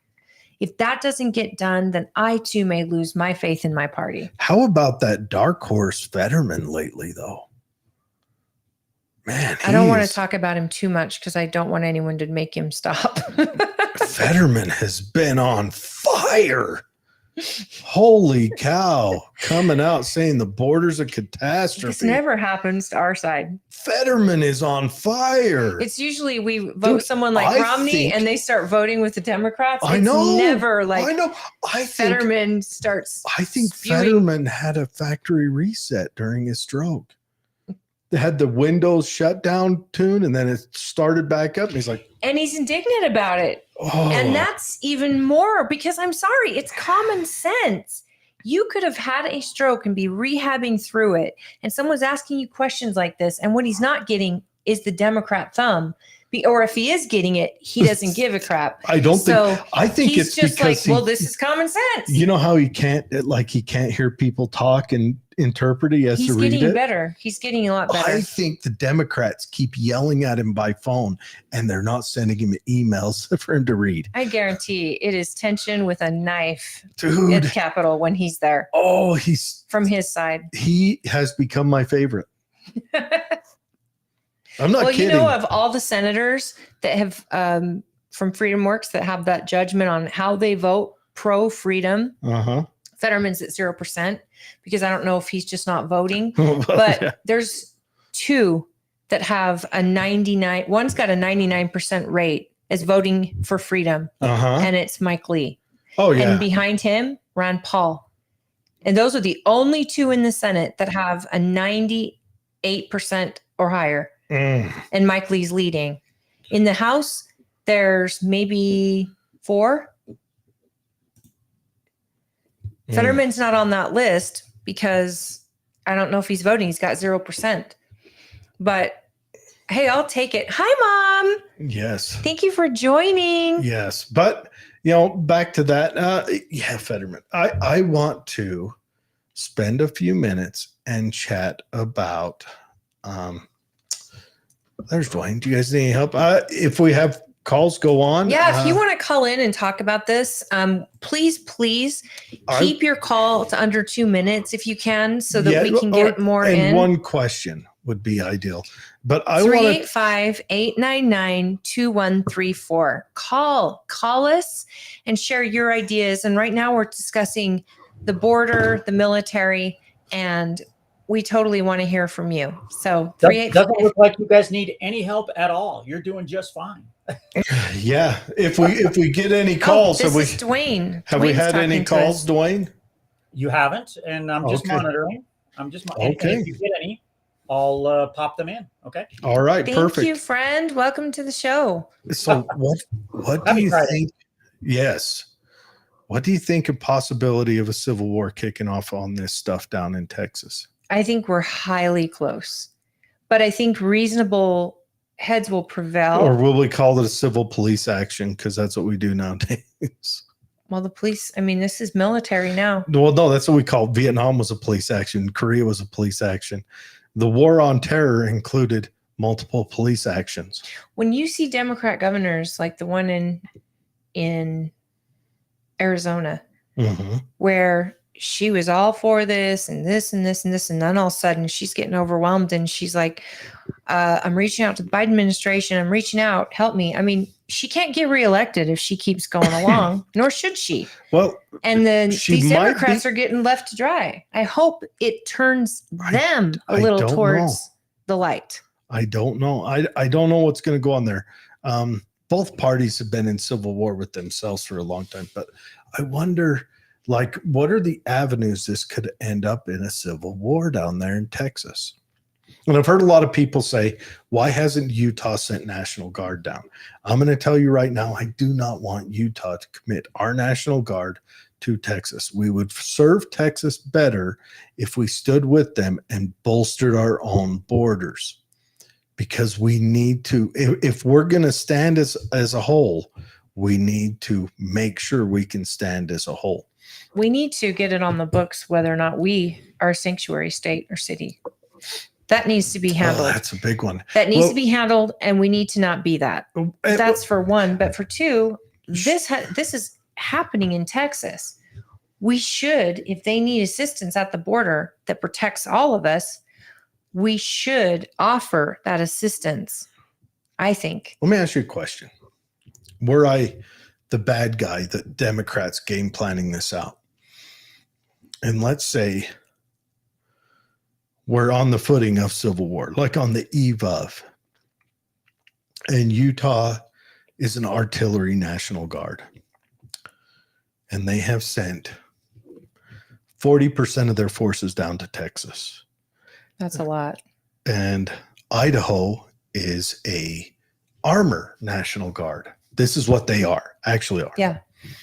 And they send 40% of their forces down.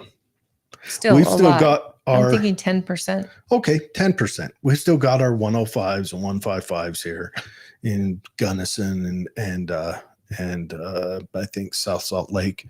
And Idaho still has its Abrams and its Bradleys up there. We have an Air Force too. They lose 10% of forces. Yeah, we have Air Guard. Okay, go on.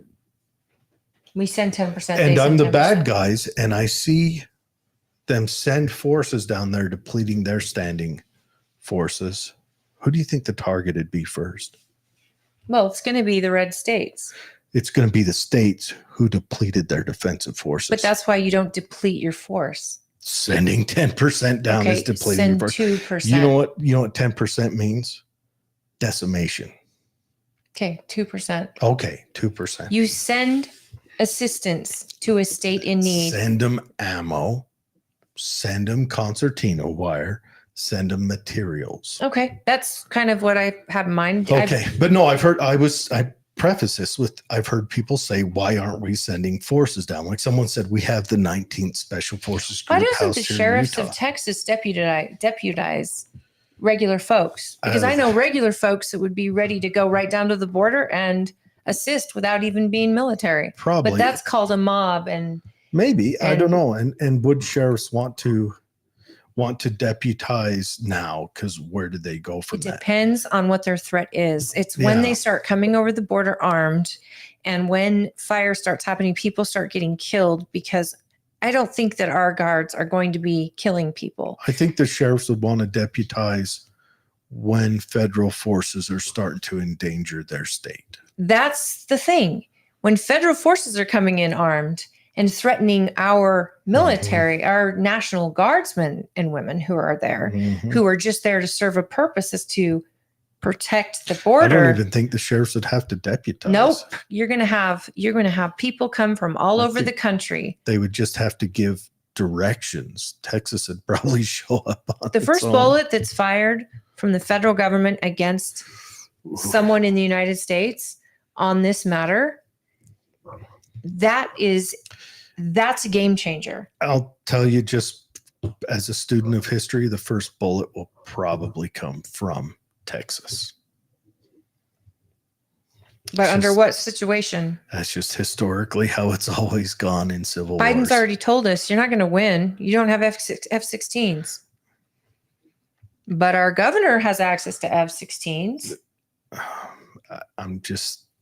That's just States' generally rights, how it goes. People, states' rights Could has you to mean imagine something. what it would look like if Thank you, Fred. if the feds sent fighter aircraft to subdue a state? It's I think- over. I think they would lose international support They overnight. lose international support. I know many Democrats that would be like, nope, Yeah. nope, this isn't happening. I'm just game planning here. I'm just telling you, were it me. I think that's why the Biden administration isn't pushing so hard with this Supreme Court ruling, because they know in an election year I know that this they're is- going to take on a states' rights issue, and then got all these red states helping. They know this looks bad. How they spin it, we have yet to see, but they know it looks bad. So I think if they're smart, they stand their ground or whatever in human rights, whatever, but they let Texas do what Texas needs to do. I don't know how this is going to play out. I don't know. It's Just crazy. like I'm just telling 2020 you, all over again. We if- don't know. if we're looking at history, the sides that fired first was always, I mean, Fort Sumter, it wasn't the Union Army that fired first. I don't even know if they fired back. I think I got their butts handed to them overnight. Didn't lose anyone. The but- truth of the matter is Texas deserves to protect their people. I And it's agree. actually not just deserves, it is required by our I Constitution. agree. Now, here's another question. So you got that governor in Arizona. I'm sure she won that. I'm sure she beat Carrie Lake for real. Oh, just like Biden. I'm sure she got a record number of votes. Anyways, I wonder where something like that would go. Or New Mexico. New Mexico is another holdout Democrat state. Look at it this way. Let's say Texas secures Texas's border. Uh-huh. And so it turns this hundreds of thousands of people crossing the border. Now they're coming through Arizona, they're coming through New Mexico, and they're obliterating their city and their resources. And those governors look to the federal government, which is what Arizona has done. And they're going to get denied. Or if they're assisted, it's going to be assistance from the U.S. military. And they're in the same spot Texas is in either way. There's a military guarding the border. But if they just let it go, people cannot in good conscience tolerate this. They will either mass exodus that state, or they will be vigilantes and they'll take it into their own hands. And the police will be outnumbered both by the mob of folks who are done tolerating this, or by the mob of invaders. Next, our police force gets in danger. I hope a public will defend their police force and will rise to the occasion to defend their cities and their homes and their children. I don't know if they will, because we don't know, right? But I would hope people of Arizona would stand up and go, nope. Fred says, if we have a national divorce, there will be a tremendous amount of logistical planning to protect the new borders.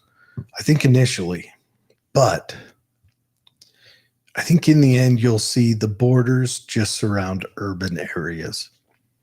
I think every rural part of every state, I'm talking between Albany and New York City.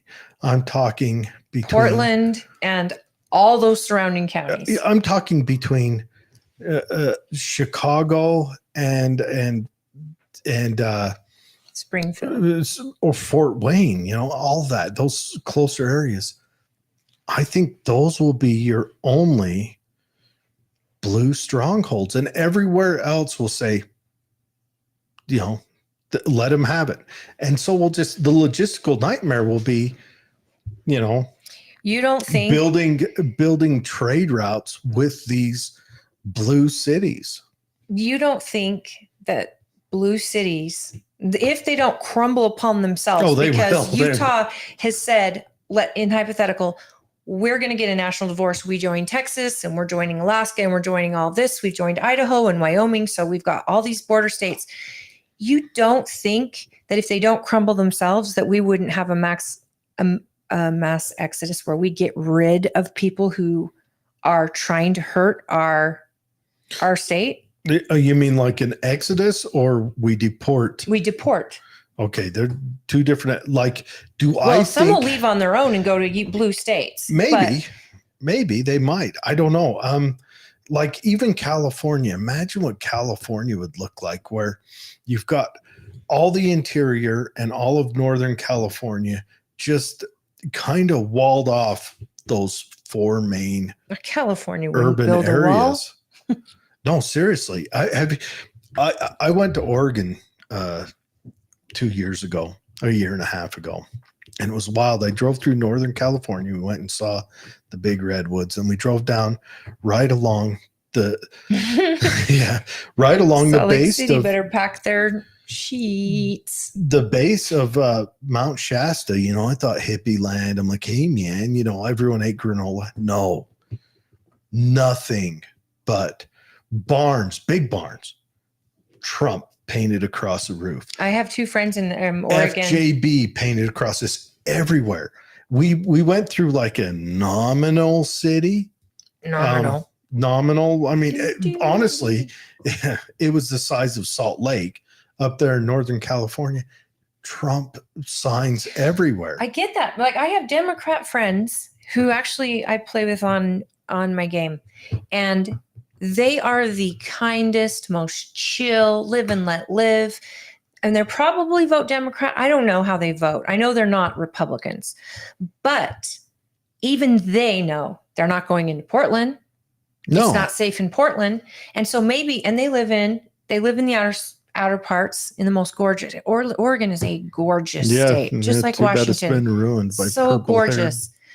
But at the end of the day, are they going to stand and defend their way of life, which is very chill and very loving? Because you and I both have seen it through the summer of love, that those cities will burn. They will burn their own places to the ground without any care for life, for business, for the environment. They will burn it to the ground. And I think liberals, especially true liberals, who believe in free speech, who believe in live and let live, even they will say, enough. Well, I think liberals have been saying that. True liberals always have. What we're looking at is the ancient African proverb that if you don't give the young men a place in the village, they will burn it down just to feel its heat. And I think a national divorce, and I hope this never happens, sort of.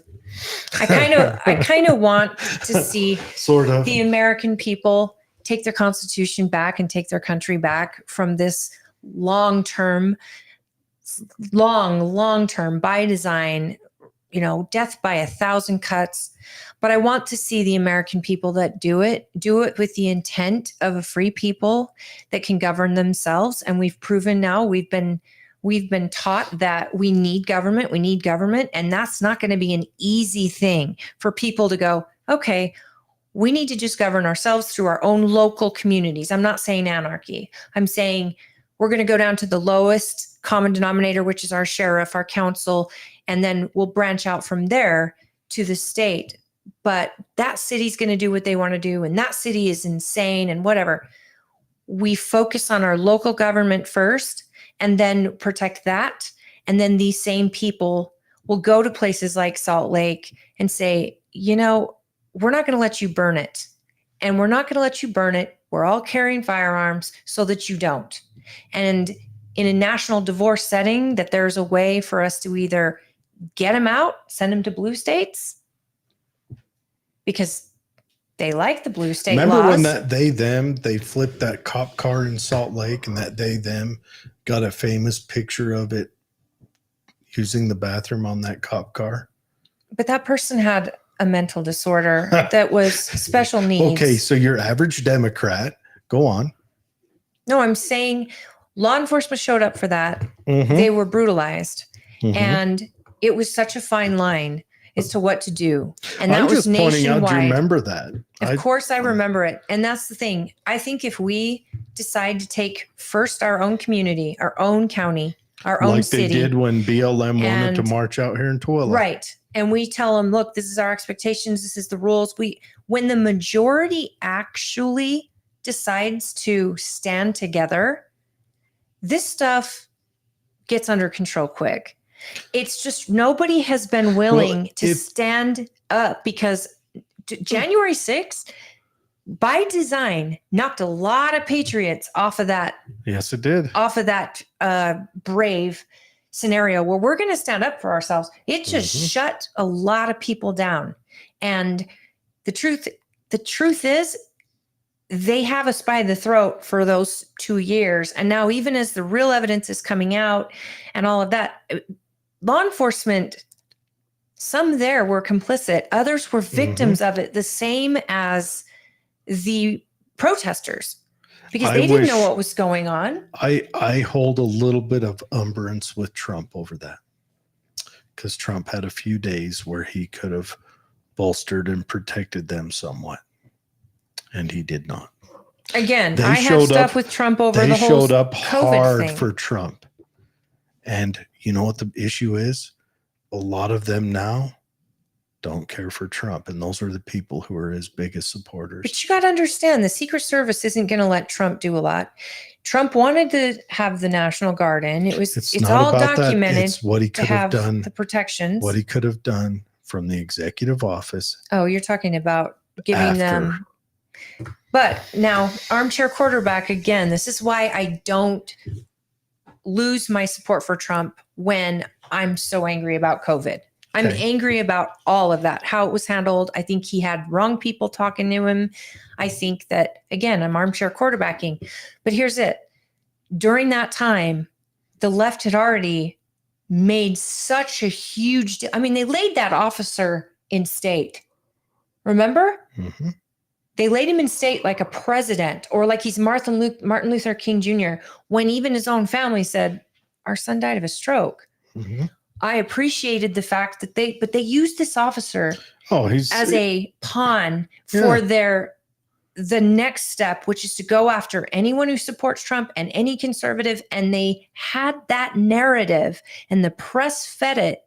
Oh, they still do. Constantly. They've moved on. They went to journalists, or first they went to activists who stayed outside, and now they've gone on to journalists who stayed outside. It didn't matter, even if they went inside. CNN was inside. Fox was inside, but they're going after specific journalists. They've gone after journalists who didn't go inside.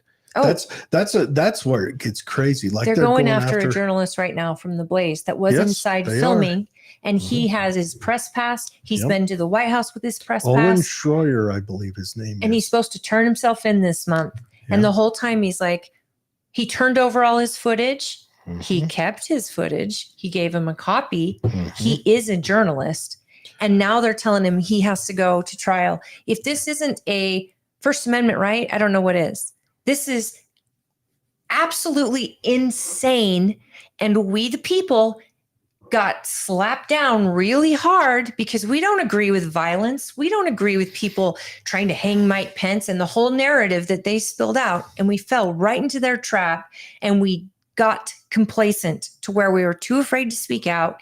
We're too afraid. I mean, I'm afraid to go to DC because, the chair of the Republican Party in Tooele County, she went to DC. I've been to the Capitol many times before this. I've been to the White House. But they have given this narrative and terrified people now that there are still people in jail, and so many got double-digit prison sentences. When you have a corrupt DOJ, you will shut up quickly. And when the majority stands up to the DOJ is only when it stops. And that will be bloody. And that will be expensive. And I never want to see it get to that. I'm hoping a new commander-in-chief can fix the ship. like you said, right the ship. But I'm the one with sitting on hope, and you're the one sitting in reality going, yeah, no, it's going to take something I don't know bigger. how you would fix it. I don't know how.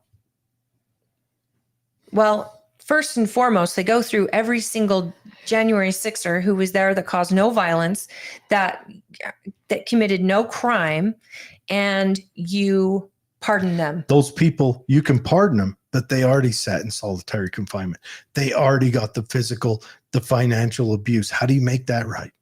Well, then you're going to get every person who did commit crimes, including anyone in the FBI. You put them in prison with high restitution payments, and every bit of that money goes to those who had their lives taken away. I don't want the American people to pay for that.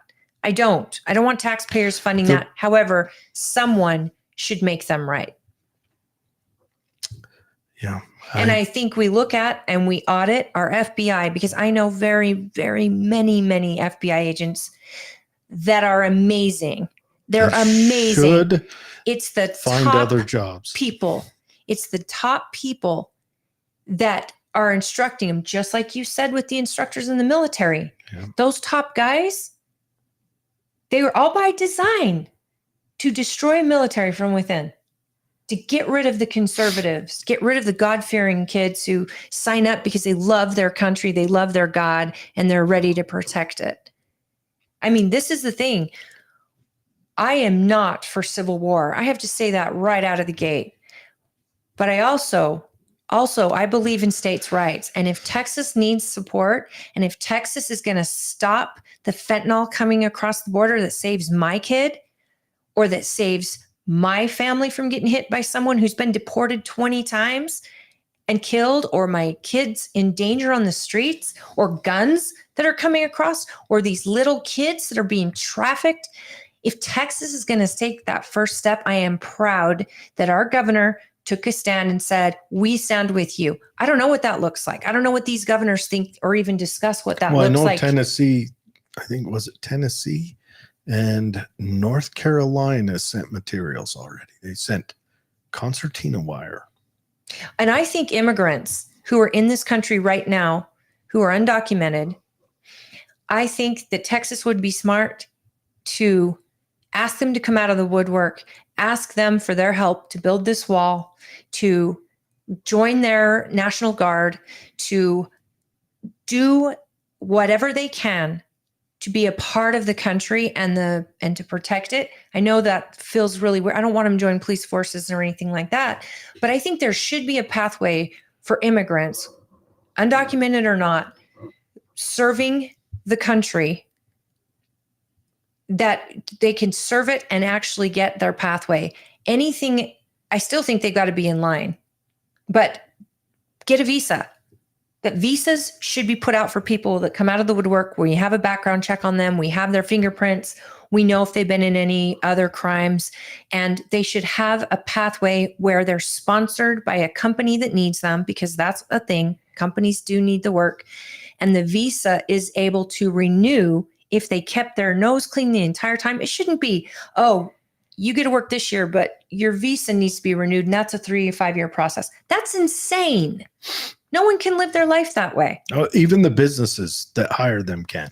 Anyway, so what do you think? What are some of the, I don't know, predictions you have? Heated in here. What are some of the predictions you have with the border down there in Texas, with how this plays out? Do you think that we're going to have a standoff on the border there at Eagle Pass, or do you think? I think the Biden administration is going to have their people present and standing up, and they're using the courts. I think Texas is going to be aggressive. They're going to claim they are considered invasion. They have every right in the world to protect their border with their National Guard. Their National Guard is going to set stuff up. If somebody comes and tears it down, they're just going to set it back up again. And I think was it's in the going Texas to National Guard when I first got out. I think it's going to be theater. Just waiting for the one person to. I kind of think it's theater right now on both sides. Sure, it is, and it's going to remain that way. Where a guy in Texas put this up on his Twitter or TikTok or whatever, and he went, it's something like 300 yards west down the border, and there's buses pulled up waiting and feds processing them through, and they're Making just them walking sandwiches. to get on.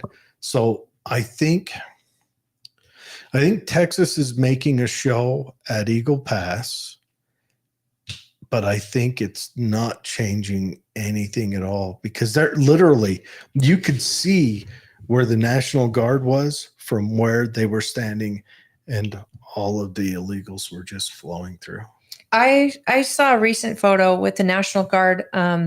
They had rows and rows and rows of migrants on the ground getting pat down searches, and then the National Guard's walking them right back into the border of Mexico. Yeah. Well, and I'm going to tell you, I know things I say piss people off and make you uncomfortable. I look at it for real, because I try to look at following my thoughts to its conclusion. I try to look at, what does this look like long term? And why are more people not commenting? I know all of you have a thought in this, and I don't want you to think you can't comment, because we want you to. We absolutely tell me where I'm wrong, please. Or right. Because I am a dumbass. I really am. I am not. I am. Yeah.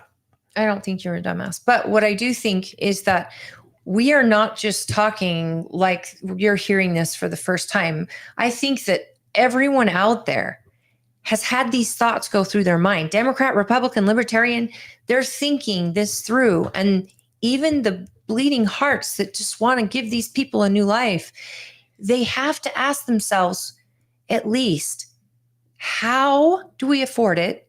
One, and two, why can't we know who they are? Why can't we get them documented and make sure we know who they are? We can talk about amnesty. We can talk about reform all the way through for the people who disagree with Texas's action. But why are you okay with a flood of unknown male soldier-age people and some families? Why is it okay for us not to? I mean, you're willing to take the vaccine. These same people are willing to be vaccinated and even encourage mandates. Why are you not okay with the fact that they're not vaccinating these people coming across, and the diseases they're bringing have been eradicated from our way of life because of vaccines we had as kids and things like that? I just want everyone to think this conclusion to the end. Does it have to have somebody have to hurt your family before you say, wait, why is this person even in here, in this country? Have you ever read Jonathan Haidt, Coddling of the American Mind and the Righteous Mind? Should read those. That gives you an outlook on both why the conservatives act the way they do, but why the Democrats or the left. It's left and right. It's not conservative and Democrat. I mean, the USSR was a conservative political movement, for what anyone says. I think all the words have been messed up anyway. Well, I think they're the definitions of liberal, conservative. They've all been changed to mean something else. Yeah, but this is left and right and left-minded people. I mean, it goes so far that we have a caller? Maybe it goes so far that people on the left can only see half of things. But it talks about why the left, I don't know. Hey, Dwayne, can you hear us? I hear you. I just had to go make a pit stop. So I left and I came back in. So. Oh, okay. Okay. Have you been listening to the show? Do you have any comments you'd like to add? I don't, because I've been taking a pit stop. Okay. Well, thank you for checking in. Guys, call us at 385-899-2134 and talk to Dwayne. Let him know your name and the topic that you'd like to address. And then if you could keep your question to 1 and maybe 2 minutes, that would be really great.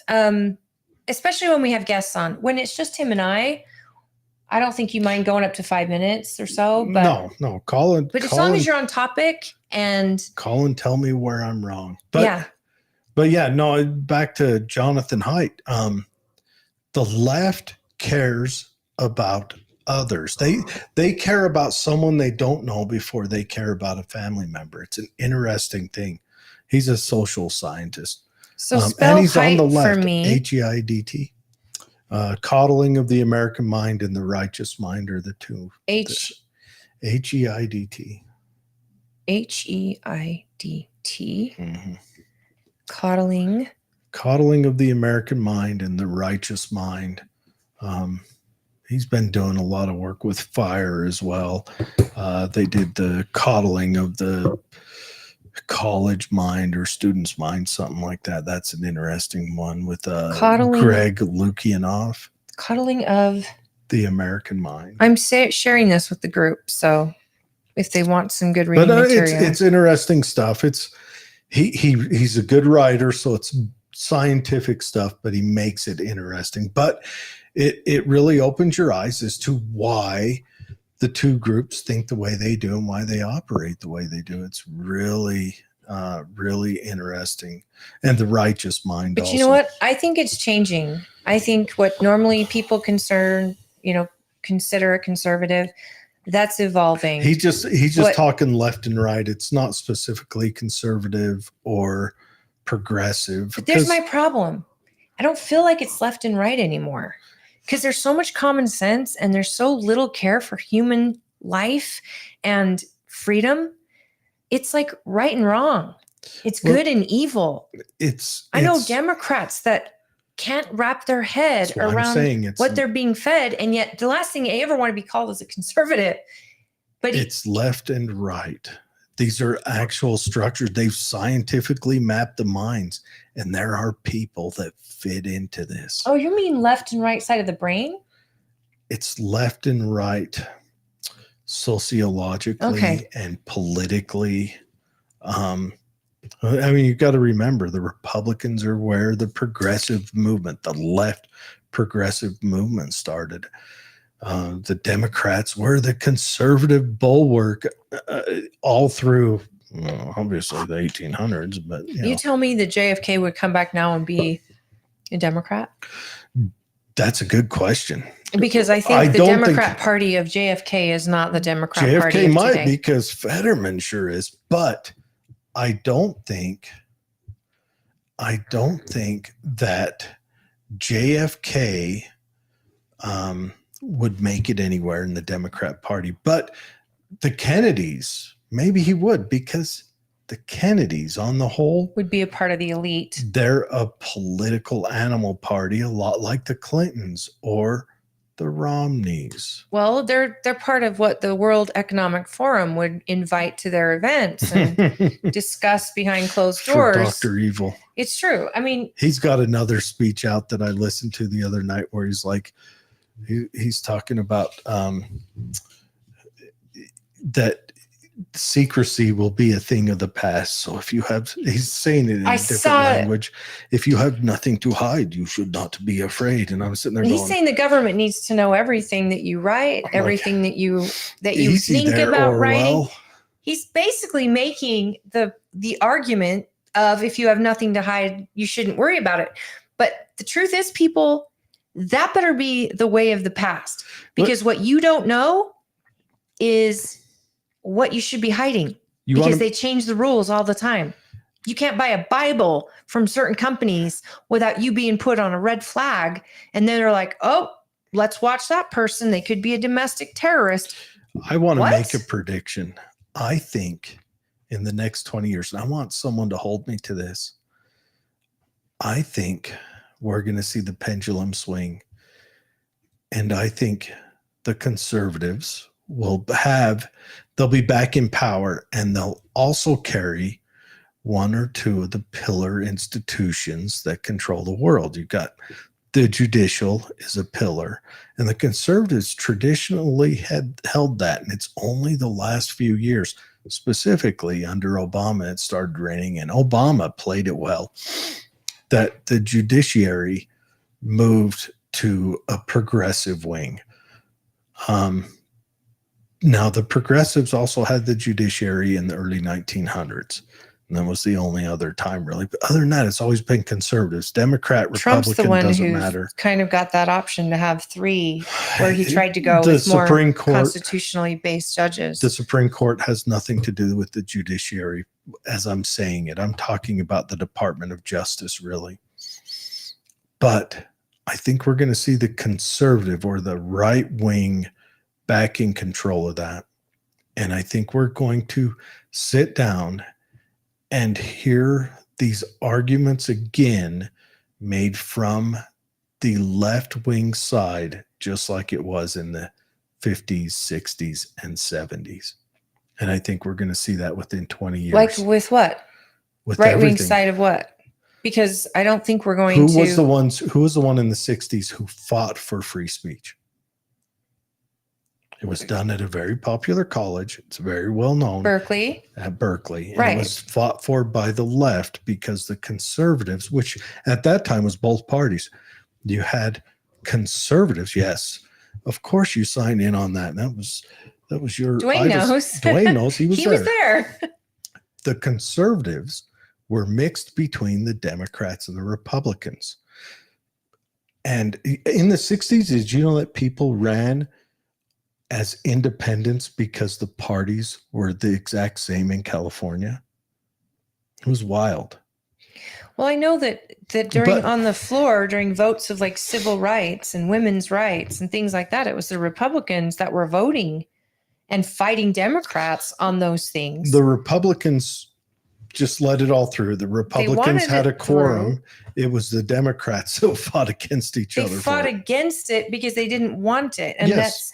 that's the thing, is on the history, Republicans have been on the right side of history when it comes to freedom. They've been, but then, I'm watching interviews about the ladies, the mothers of liberty that are stopping these books from getting on. Yeah, they've actually, Moms of Liberty have a podcast now on Main Street Media, Utah. Check it out. I don't know what days it's on. I've seen her in on with Joy, yes, whatever. And they've she's got like, a podcast you're banning here. the books. And she says, stop right there. We're not banning the books. Write the book, print the book, publish it, whatever, sell it everywhere. Put it in public libraries. You just can't put it into public schools. And the retort was, that's banning. And then she said, why is it banning? You cannot go into a public school computer and look at pornography websites. Mm-hmm. They have got all these restrictions on these websites. This is the greatest. So we're doing the same thing. We're just getting it out of, you can do it in a public library. You can't do it in a public school. So we should have the same rights on books. So she turns around and it's amazing because Delane England, she's on Thursdays. Do you know what time Liberty Moms is on? It'd be at 2 to 6. So then when it's all said and done, so Joy posts this thing on her Twitter feed about this interview. Putting up the L's. But wouldn't use the language that they were discussing. She actually X'd it out because it's profanity. Because she couldn't put it on there. Exactly. Yeah. No. But she wants your kid to be able to read that in school, and we're going to all get behind it and applaud it. And at the same time, like, lady, there's a reason Playboy magazine wasn't located in schools when we were kids. Yeah. You could find it elsewhere, but in a public school, what are you thinking? I'm so sick of this. We need to get the Board of Education people on here because that right there. We've got one running for it coming up next week. Right. And Dwayne I know we'll get Chad Hymas and I know, or Matt Hymas, excuse me. And I know that we'll get candidate. I just lost her name. Candace? What's her name? Melanie? I don't know who. The one that we have coming on next week. Oh yeah. Yeah. We've got Melanie coming on next week. Anyways, she's running, but, Dwayne says Ronald Reagan was my governor and my president. He called himself a Republican. Ronald Reagan was a Democrat and the union leader for the Actors Guild. He moved over to the Republicans when he started looking into communism in the Actors Guild. And he went, what? Because he found a lot. Now, McCarthy gets a bad rap. which I think is unfair.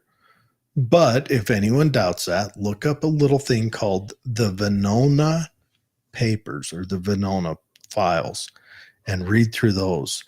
And McCarthy was on the right track. That's all I'm going to say. But I wanted to say it wasn't Ken, it was Camille Knudsen. Yeah, Camille Knudsen. I had to cut in my mind. I didn't know sorry, who you were talking Camille. about. But these are folks, I'm so glad the State Board of Education now is partisan race. I'm glad because I want to know if they follow the platform, if they're ready to represent it. And because if you are especially representing a rural area, I don't want you sitting on the fence about whether a man can go into my daughter's locker room, whether at a swim competition, whether daily at school, or even a boy. I want someone on the school board who is going to protect girls first. And by doing that, giving single changing rooms and single dressing rooms to protect our trans community as well. So they have a place where they get to be protected, girl or boy. But we're not hurting a majority to protect the minority. Well, it's also, we've got to, it's the media has let us down. Here's one thing that I vow to do. I vow to bring on anyone who's willing to come on. And I vow to always tell you exactly what I read in front of me and how I feel about it. But I want to let you know if someone's making a vote that is shady, even if I like this person, I will tell you about it and let you make that decision. The media has let us down because the Tribune is not going to tell you when Reby wants to make laws that provide special properties for people depending on their gender or their ethnic race at the cost of people who don't carry that same gender or ethnic race. They're not going to tell you that. They're going to write it flowery so it sounds like, oh, she's a good person and flowers fall out of her rear end. If you don't protect this person, they will kill themselves and that'll be your fault. And I am always going to tell you, one, this is what they want to do. This is my understanding. This is what, when I read it, I will tell you my opinion. My opinion will be paleo conservative. So think of a conservative who doesn't want to spend your money at all. A libertarian. And to be fair, Dwayne mentions, it was Reagan who made abortion legal and gave amnesty to illegals. Yes, he did. And he absolutely did that. He also took guns away from people in California. He initiated the first gun ban in California because the Black Panthers came and marched around the legislature and sat on the lawn with shotguns and M1 Grands and BARs. I want you guys to soak that in. This is states' rights. If this is what the state wants, let the state do it. It's when you do amnesty on a national scale that you affect every state's ability. A, can they economically afford to do that? And B, is it safe? And can our law enforcement protect our citizens from something like that? And President Reagan was wrong with the amnesty. We should have back then tried to find out who is here, make sure we know who they are, back then reform the immigration system so that would never happen again. All we did is put a Band-Aid. It was Republicans that was for open borders and Democrats were for closing them. It's because the Republicans wanted the businesses and wanted the workforce. Before the laptop class and the mass college education took over, and then the Democrats jumped over to where right now Democrats only support the laptop, your college educated midwit, your laptop class. That's who they support. Republicans are chasing after the big business, but big businesses turn their backs on them because they only hire the laptop class. And blue collar workers such as myself, shovel operators, hammer operators, who used to have nominal representation in the Democrat Party, although that was never really come to fruition, have no representation anymore. We have none at all. The unions are still going for the Democrats because the unions get a huge kickback from the Democrats because the unions. But I've seen on the campaign trail right now with Biden, Even unions are getting angry. Not the United Auto Workers, because they just wrote a letter yesterday supporting him. No. The biggest union out there, except for the Teamsters. But either way. And how are those cities looking right now? It doesn't matter. They're all doing fantastic. Tell me about it, Detroit. But no, it's just where it is. The muck. Blue collar workers are the muck on the shoes. No college education. Don't have the liberal indoctrination through the colleges of our country. Yeah, they are the heartbeat of our country, and they're the reason. Doesn't matter. Just like feminism, feminism. We need to get rid of all men. All right, let's see how that works out tomorrow. Feminism is just believing a woman is capable of the same rights as a man, and that's another word that got perverted by a class of people that messed it up. By the feminists themselves. Yeah. And the media. And like Fred said, of course, the communists would just say they're on the right side, and they do. But they also change definitions. And insurrection now means no military, no arms, a group of people who are parading and meandering around the people's house. And by the way, they're staying within the rope lines. One guy moved. What is that thing called? Podium. What's it called though? What's the other word for it? I don't know. Anyway, talking like a dais something like that. But one guy moved it from one area of the Capitol to the other, and they called it theft. He was charged with theft. He picked it up, and someone could take a picture. I just heard an interview with him this morning, and he's out now. I think he's running for office in Florida right now. No, I don't think he is. He's actually doing a fundraiser where he's trying to raise money.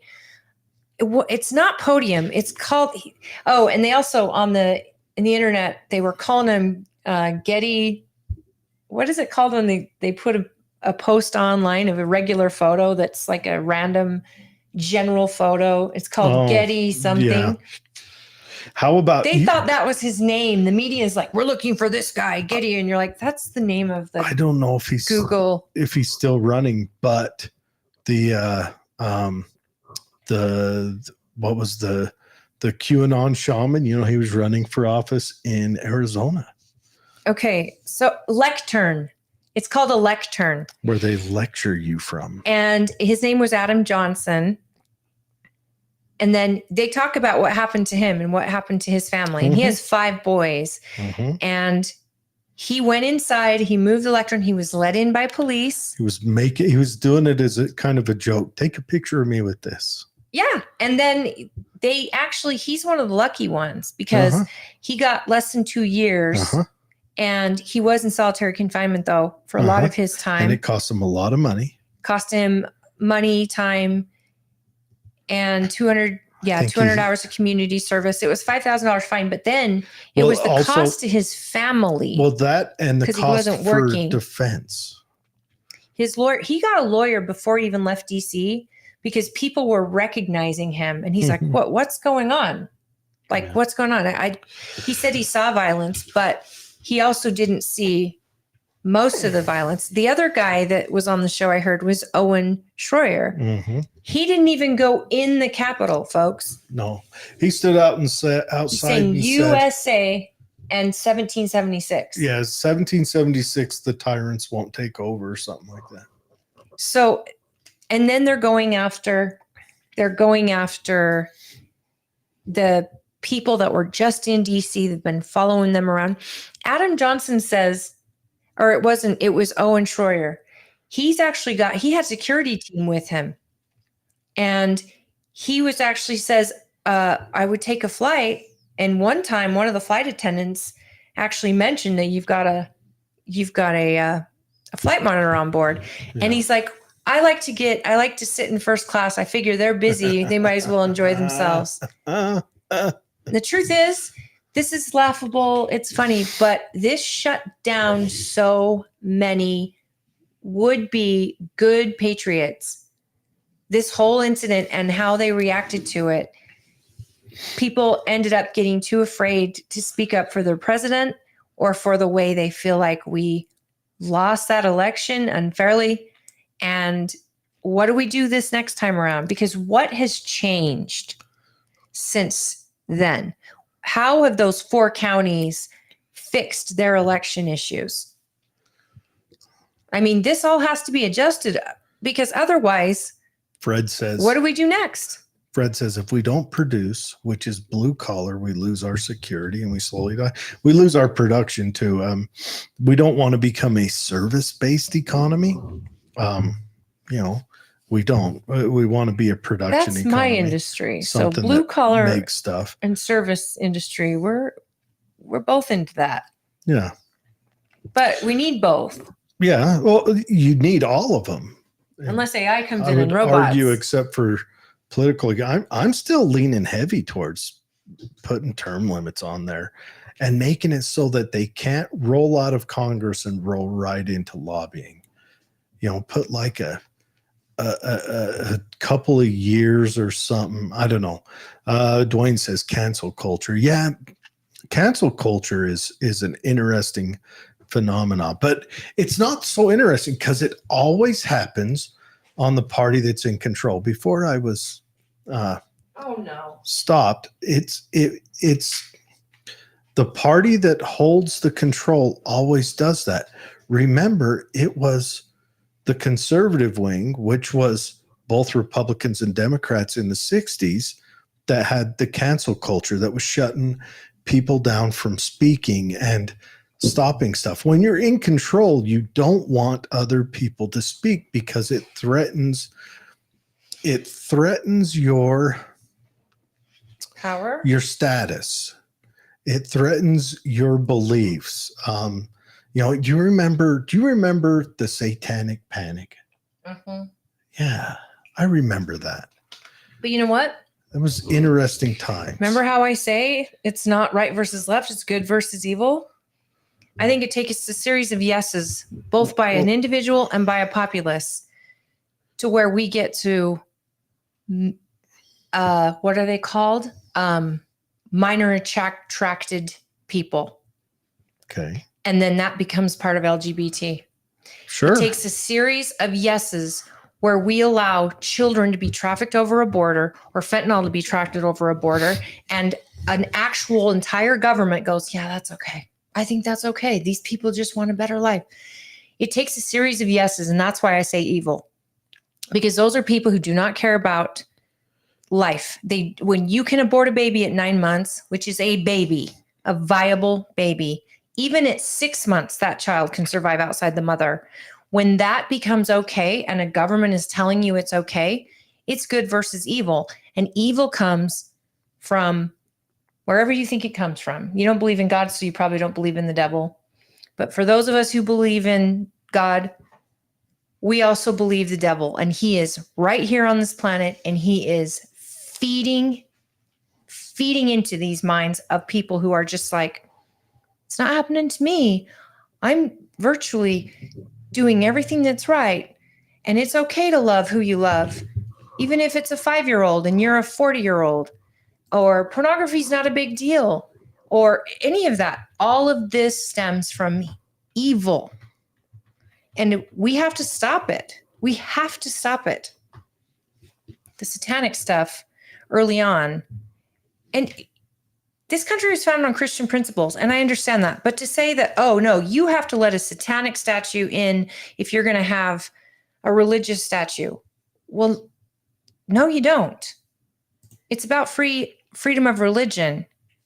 You can have that, but if it's an actual person who exists in history, like, I don't know, the 10 Commandments, for example, all it is a list of rules that every single person can agree on is probably not good for you to break. Yeah, I'm not disagreeing with it. I know that the Satanic Panic was bullshit. 100%. Anyways, I'm just saying that was the conservatives lashing out at what was threatening them. Dwayne said, it could have been me. I was marching against the Vietnam War. Yep. And 4 dead in Ohio. Yep. Freedom of speech. Yep. That Kent State. Kent State is an interesting one. Who was it that says, you got that? Fred says, Jared, do you have feelings inside you of what is good and what is evil? Yes. Yes, I do. I function upon, now I am a lover of religion, and they all almost have the same things in common. They have different enforcement attributes and different, like Christianity's biggest strength is turning the other cheek in forgiveness and love thy neighbor. That's Christianity is an interesting religion like that. We don't know enough about Mithraism, but I've heard that studiers of it. Fred says, where do those feelings come from? Well, they come from the Golden Rule. It's quite simple. The oldest of all religions, which is, I want to function myself in my society in a manner that same functioning returns to me. Do unto others. It's just the Golden Rule. Whether it's brought to you by Moses in the Ten Commandments, or Jesus, or it's delivered to you by Buddha in all the different Buddhist religions, or Hinduism, or Zoroastrianism. I mean, we're going older and older and older. I mean, but it's common sense, but right? It's just common. But yes, I function myself. I don't steal. I don't egress onto anyone else. That's it. And it's also a libertarian thing. You know, don't hurt people. Don't take their stuff. Libertarians have a motto. Where does that rule come from for you? It comes from my ability to want to function in society with the people that live next to me. And the beauty of you is that you've had really strong examples of good men in your life and good women who have shown you that service and hard work. It's all about your personal growth. It makes you better, but it also helps you be a better neighbor, a better friend. I mean, you've spoiled me, and in tough times, things you didn't have to do. And yet I think it just comes from that very simple thought in your mind that says, I want to be a good steward of my community because I want to live in a good community of good stewards. Just build bonds. And we have those stewards mostly in rural communities where it comes back from the old farming days. I think you said it before, if Joe can't plow his farm, there's going to be 10 neighbors to show up and plow it for him because the work needs to get done. And Joe would be the first one plowing your farm if you were sick or something had happened to you. And I think that's just humanity. And some of us get that from a sense that we have God with us and that it's God's rule and God's teaching. But, you know, I think a lot of us have it, and because we were raised by people who have been examples to us. And where I believe in God, you believe in people and their ability to be good and evil. Their ability to screw up a good thing. Right. And he says, I have no judgments. I was just interested. No, it's interesting. When I was in the Army, I was in Korea, and a chaplain called me, my chaplain, he's a captain, called me into his office, and he had looked through the paperwork, and I was listed as LDS in there. You know, wasn't practicing. It was mostly so that, you know, if something happened, they would ship me home to my dad in a matter confunctory with, you know, the Mormon church or LDS church. And he said, "You're a member of a cult." And I went, "Oh, what? I am? You know, I trust this guy. He's a chaplain. You know, he's the guy who gave us our last rites." He was born again Christian. So I said, "Oh, crap, I'm a member of a cult. I got to go find out." So I went to the library there on Camp Casey. What's a cult? I read it up. And by definition of cult, all religions are cults. By the definition. Some more than others, some less than others, but all of them, by definition, are cults. So I go back to him and I say, "What about this?" But what that did is it made me look up Buddhism and Hinduism. And the one I really fell into for a long time was Zoroastrianism, which is like a really old, religion that Cyrus the Great practices. Like Ghostbusters or Zor? No, that's Zul. Oh, Zul. That's South American. From what I understand, Zoroastrianism was the Persian religion, the ancient Persian religion. And you can find out all these religions start out right there in kind of the Ararat Mountains, all of them. But anyways, Zoroastrian was wild, not wild. It was like someone wrote Christianity 4,000 years before Christianity and laid it out. You got Zoroaster. You've got Ahura Mazda is kind of the Jesus figure. Like he's the prophet of Zoroaster. He comes around after Zoroastrianism's first founded. I mean, Cyrus the Great was a practitioner of Zoroastrianism. It's just interesting. And it got me thinking, man, I really enjoy reading about religion. So I love reading about it.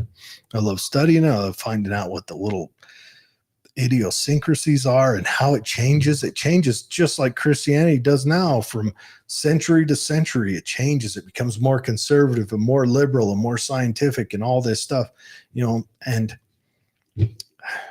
because of that, it made me love religion and become agnostic.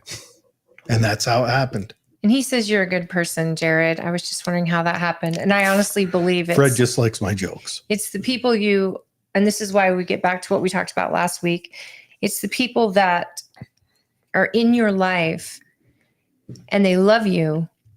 And that love for you is they teach and they live their life by example. And as individuals, we get to choose from people what we want to be like and who we want to be. But it's always a learning curve. Like you got to go through your rough patches to really appreciate why your parents say what they say.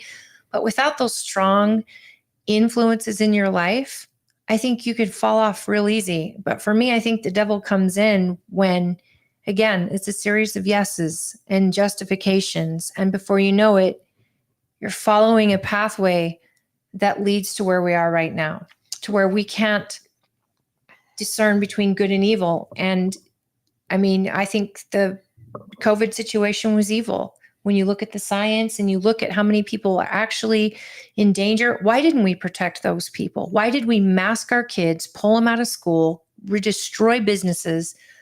Why didn't we protect those with morbidities and the elderly that were the highest risk? I mean, and then everybody and you were shouted down, if not completely obliterated or canceled for just asking those questions. Mm-hmm. And let me ask you a question. We have 4 minutes. Yeah, this will be a quick one.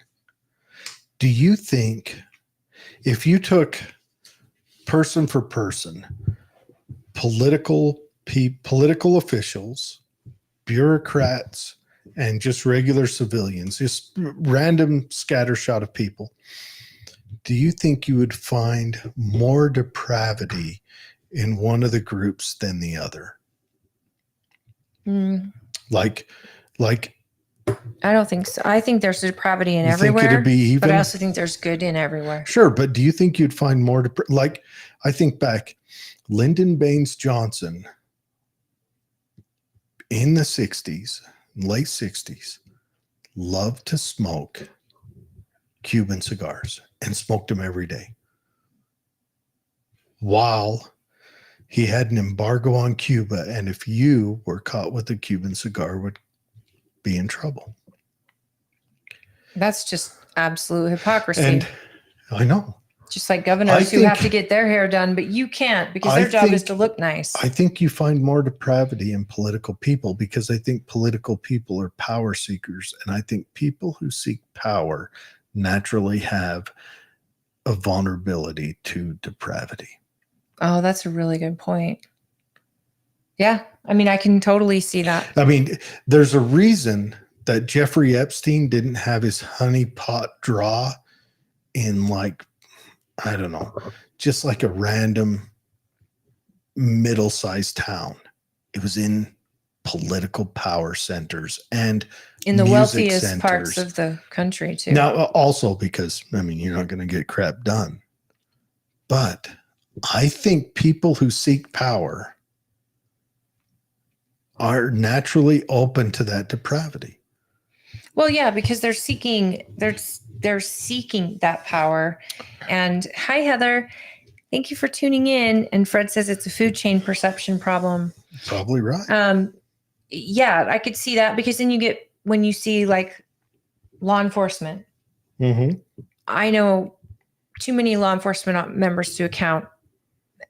And there's probably one or two that I am not a fan of. And I think they might have a problem, and they are a problem in military or in religious institutions. When you get these people that are the priests, the bishops, teachers in school, teachers get this power, have almost the exact same numbers as priests. But actually. Sometimes, don't you think it's because they're in that position that they get more attention when they do something bad? Oh yeah, definitely. It's 100% priests get all that attention because they're priests. But I think the draw to be in politics, the thirst to go into politics as hard as you do to get to, say, the president or something like that. I think there is you almost have to be, it's like how psychopaths make the best surgeons, because they can clinically whittle on a human being. I couldn't clinically whittle on a lot of someone. surgeons have that God complex too. Yes. And you know what? This is what I always try to get down to when people run for office and they get to DC and then they totally change. I think there's a path along the way where, again, a series of yeses. The ones that don't say yes, the ones that take a stand on their morals or their character, don't get so far, because you really have to honestly sell your soul somewhere. We've got Rachel on. Now, I am going to let Holly introduce Rachel, because earlier I Hi, Rachel. The fire hydrant. Hi. This is Rachel Terry. She's running for the Attorney General seat here in Utah. You're right. So I hope that those of you that haven't gotten a chance to hear about her, we do plan on having you out to the county soon. And hopefully, especially after caucus, I hope to get you in front of delegates at least 3 times. So it will be via Zoom town halls, or we'll do actual meet and greets, convention, of course. But thank you for being on today. And I'm sorry that it's taken a while to get in touch with you and to set something up. No, this is wonderful. Thank you for letting me be on with you. It's a lot of fun to be on your podcast. I'm a big fan, so thank you. Oh, have you seen some of our shows where we kind of can go off the rails sometimes? Yes, I was actually talking to a couple of Tooele residents about the podcast, and it's a lot of fun. Excellent. So, AG, tell us why you belong in that seat, and also give us some of your background, because it's not a job you can just run for. You have to be pretty much involved in the law and understand it. I mean, there's so much that goes into it. There is a lot that goes into it. So I'm glad you asked. So a little bit about me. I live in Bountiful, so I'm not too far away, and I've been practicing law for 20 years. I have 2 13-year-old kids, twins, 1 boy, 1 girl. They're pretty fun. And my practice has been pretty broad. I've had a really great career so far, for these past 20 years. I spent 7 years in the Attorney General's office doing civil rights litigation, a lot of cases you would have seen in the news representing universities and school districts and other state agencies. And then I've been the state risk manager for the past year plus. No one knows what state risk management, because you only need to know what it is when you need it. So what it is we provide all the insurance, do all the claims and all the things that, puts broken things back together. That's what we do. When it gets broken, we put it back together. And I work really closely with the Attorney General's office, because the Attorney General's office is our law firm for the state. So when the claims come to us, if they rise to the level of litigation, then we work with the Attorney General's office on that litigation. And I've loved doing that. Before I got into working for the state, I worked for a law firm for 8 years. It was called Fabian and Clendenin, and now it's Fabian Vancott. That was great too. I represented a lot of coal mine operators, businesses, banks, all kinds of entities. But this is my favorite work I've been doing, working for the states and with the school districts. And not to continue a big, long run-on sentence, but the reason I got into this race is because the state of Utah is at a critical point. We have a lot of issues going on, and the Attorney General's office, and the Attorney General specifically, is at the forefront of all of these big issues, because a lot of them can only be solved through lawsuits. Right. And that's what I know, and that's what I'm good at. And I wanted to make sure that whoever is at the head of that office, whoever's the Attorney General's office, is 100% committed to fighting for Utah and has the actual experience to do it. And I do. I've actually been in the courtroom. I've been the one writing the briefs. I've been the one in the weeds, the legal weeds. And it's time to really focus on the attorney part of Attorney General instead of the political part. And I think for too long we've missed that, and we've gotten caught up in things. And I really want there to be a real focus on the attorney part, and that's what I've been doing. That's what I'm passionate about, and that's what I want to continue to do. What's one of the first the biggest thing you want to tackle when you first win? What's the first target? The first target, in the center of your dartboard. Center of my dartboard is federal overreach. Now we want to keep this G-rated. Don't go too hard into this. Super excited when people start talking about, states' rights and federal overreach. State sovereignty has to be a number one issue. I know that this is Speaker Schultz's focus this session, and really providing the support to do this. We have seen the Biden administration in every possible way overstep states' rights. And in Utah, to a lot of people, this idea of federal overreach, it's really abstract. They're like, the federal government overreach. And what I want to say is, okay, let's break it down. Let's talk about what it means to your life. Let's say you're a parent. What it means is the federal overreach in schools. Right. If you're living in rural Utah, think of San Juan County, think of Kane County, think of Garfield. Over 90% of their lands are owned by the federal government. We're 88%. We get that. Are you at 88 in Tooele? Yep. Mm-hmm. And we're the second largest county in the state. And you're growing like crazy. The fastest growing in Utah, actually. And so you can't navigate and manage your growth issues when you can't walk outside your door without worrying about a federal issue. Rachel, the Attorney General's office, from what I understand, has been preparing for this very battle at the Supreme Court. And what I recall is under Governor Herbert, when I actually asked him this issue, when are you going to fight this and get us our lands back? He said he needed the president, the House, the Senate. And once we had the three, because we only get one bite at the apple, but that our state attorney is ready to go. Our AG is ready to go. So I know millions of dollars was spent fighting already and in prep. Are you ready to hit the ground running? And do you need the approval from the governor to actually take this issue on? Or do you need, Scott Sandel just put a bill out that is kind of, again, focusing on Article 11 or 10 and getting states' rights and being able to do that. Do you think this is something you could hit the ground running on, or do you have to wait for a governor? I'm 100% ready to hit the ground running. Will be most effective when the governor and the legislature are aligned, but I think that moment has arrived.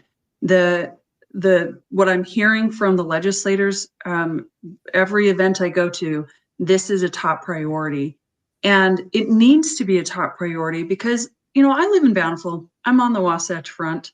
We don't think about this the way everyone outside of Utah County, well, even Utah County thinks about it more. Salt Lake County, Davis County. We just don't think about it in the same way the rest of the state is. But we need to, because just because I live in Bountiful doesn't mean that it's not impacting my life too. These public lands issues, when you have right now, today, the federal government is trying to shut down roads across Utah. They're trying to say we can't even come onto the land within our own borders. That's unacceptable. Right. And they're trying to say you can't go onto land that we've typically used for energy exploration. You can't go onto land for recreational reasons. My family really loves to hunt. We like to go ride on our razor on these public trails. And they're saying, no, Utahns, you can't use the land in your own borders. And they're also trying to say that the Fed shut down all those trails down in Moab. Yeah, it's ridiculous. Just last year, they shut them all down. That was a big draw for the state. I mean, Moab was built on that. Moab was built on it. It is a driver for Moab. And one thing that I think is really interesting about that is rural Utah is really having to pivot and be dependent on a recreational economy. Now, nobody asked them if they wanted to be a recreational economy. I think if those residents could have chosen, they would have said, we want to keep energy exploration and development. We want to keep mining. We want to keep grazing and ranching and farming. But the federal government has decided for Utah what our economy should look like. Now, we welcome those recreation dollars. We love our national parks. We love visitors. But they shouldn't get to decide what kind of economy we have. And those are only positive economies in boom times. Those are failures in, I don't know, depressions and recessions. And things well, that I think about anything about. I mean, we have this big, beautiful coal seam, and that we can't use. And I love that President Biden says we should all drive electric vehicles. Which is kind of funny because how are electric vehicles powered? They're not powered by solar panels or wind. Well, how are those engines? Coal. And those engines are also mined, and they destroy small countries where they don't have special restrictions, so they can be mined by children, and they can tear apart, Africa. They can lose their beautiful landscapes all in the name of our environmentalism, and it's a joke. It's laughable. Well, you can sure sound good on the world stage when you support it, though. So yeah. I know it's. And I appreciate your question is, am I ready to hit the ground running? I am well versed in the law and how you go after these things. I have been talking to the attorneys who are working on them so that I am prepared day one, that we're ready to go. They've been working on this lawsuit for a long time. And I'll tell you that I was skeptical at first when I heard about some of the plans for the lawsuit. But as I talked through it with the attorneys, I'm like, this makes sense. And we have to at least take a stand and make the effort. We have to do it, and we have to do it now, because once those trails are closed, once those grazing rights are gone, once we can't access our own mineral rights, then the moment's lost. And we just can't wait anymore. And the governor and the legislature see that, and they're supportive. So, and that also, we've got a pretty even keeled Supreme Court now that might actually be beneficial to us. It would help to have a president supporting it as well. And we are in an election year. How many people would you say are in your race right now? So there's 4 of us that filed. And that's they're not all Republicans. There are 4 Republicans. So there'll be 4 of us on the Republican tickets that have to be decided. And then there's someone from, it's like the United Utah Party, and then a Democrat that are all running. So 6 total. And out of those 6, you've got experience with the AG's office already. You've worked in risk management, which is highly important for a job like what you're doing. I don't know if people realize it, but the AG is about checks and balances across the state. And you already have been talking about this potential legislation and then helping it work on the world stage as far as getting our lands back. Yes. What else sets you apart from the 6 in the seat, if that's not enough? Yeah. By the way, you look way too young to have been in law for 20 years and have 13-year-old kids. So whatever you're doing, amazing. That bountiful thank weather. you. That's the best thing I've heard all day. I'm going to tell my kids that because they keep telling me I'm old. I have a 13-year-old too, and they will age you quickly. Yes. But you are doing it wonderfully. Well, thank you. One of the things that sets me apart is I am 100% committed to the public service part of this office. This is not a political stepping stone for me. I don't want to be in the news. I'm not running because I want to be in the news. I want to be the most boring attorney general the state has ever seen. I'm a suburban mom lawyer. What I want to do is get into the office and be in the weeds of the law. I'm not doing this so I can be in the news. I don't want to be on a private jet. I don't want to be all over the place. What I want to do is I want to be in the office. I want to be accessible to people. I want to be transparent. My communication style is to tell people what I'm about, like what I'm thinking, why I'm doing what I'm doing. I'm very direct. Some people don't love that, but I like to tell people who I am. I'm not everybody's cup of tea. And I accept that. And I've come to terms with that. Like, that's the beauty of being in your mid 40s, is you're just like, I am what I am, like, take it or leave it. And I think that's what the state needs now. It needs someone who wants to be in the fight for the sake of the fight. Someone who wants to lead out, someone who wants to represent the state, get in the weeds, I want to get my hands dirty, and I want to do all the things because I'm really passionate about the issues. I'm really passionate about the people doing the heavy lifting. I have relationships with people in the office, and some say, well, can you be objective? How can you clean up the office if you have relationships? I'll tell you, the office is doing amazing work. Yes. The work of the office is getting overshadowed by people's perceptions of other things unrelated to the work. And, I think about the investigators who are investigating child pornography. I can't imagine doing that every single day. That would be so heavy. I think about the prosecutors who are prosecuting violent crimes, domestic abuse, putting drug dealers and gang members in prison. That's heavy work. And then the people who are doing criminal appeals, that is some dark stuff. And the people in my own former section of the Attorney General who are representing universities, state agencies, and school districts, that's a big lift. And they're working super long hours. A lot of people think, oh, government lawyers, they're not that great. They're not working that hard. No, they are working like crazy for half the pay they could be making in the private sector. And so what I have there is I know what it means to lift for the heavy lift. And I'm ready to do that with them. And so I do it. Yeah. I was wondering, see, I've got a passion too, and it's law enforcement. And my father was law enforcement 41 years before he passed. And that was huge. And he considers the Attorney General as the top cop in Utah. And for the law enforcement community, they want somebody who's going to back them, who is going to be dependable and show up when it's needed. And with all these new fentanyl cases and, the border cases and migrants and things of that nature that affect every single one of us. So how is your relationship with law enforcement? Have you had any good meetings with the FOP or the sheriffs?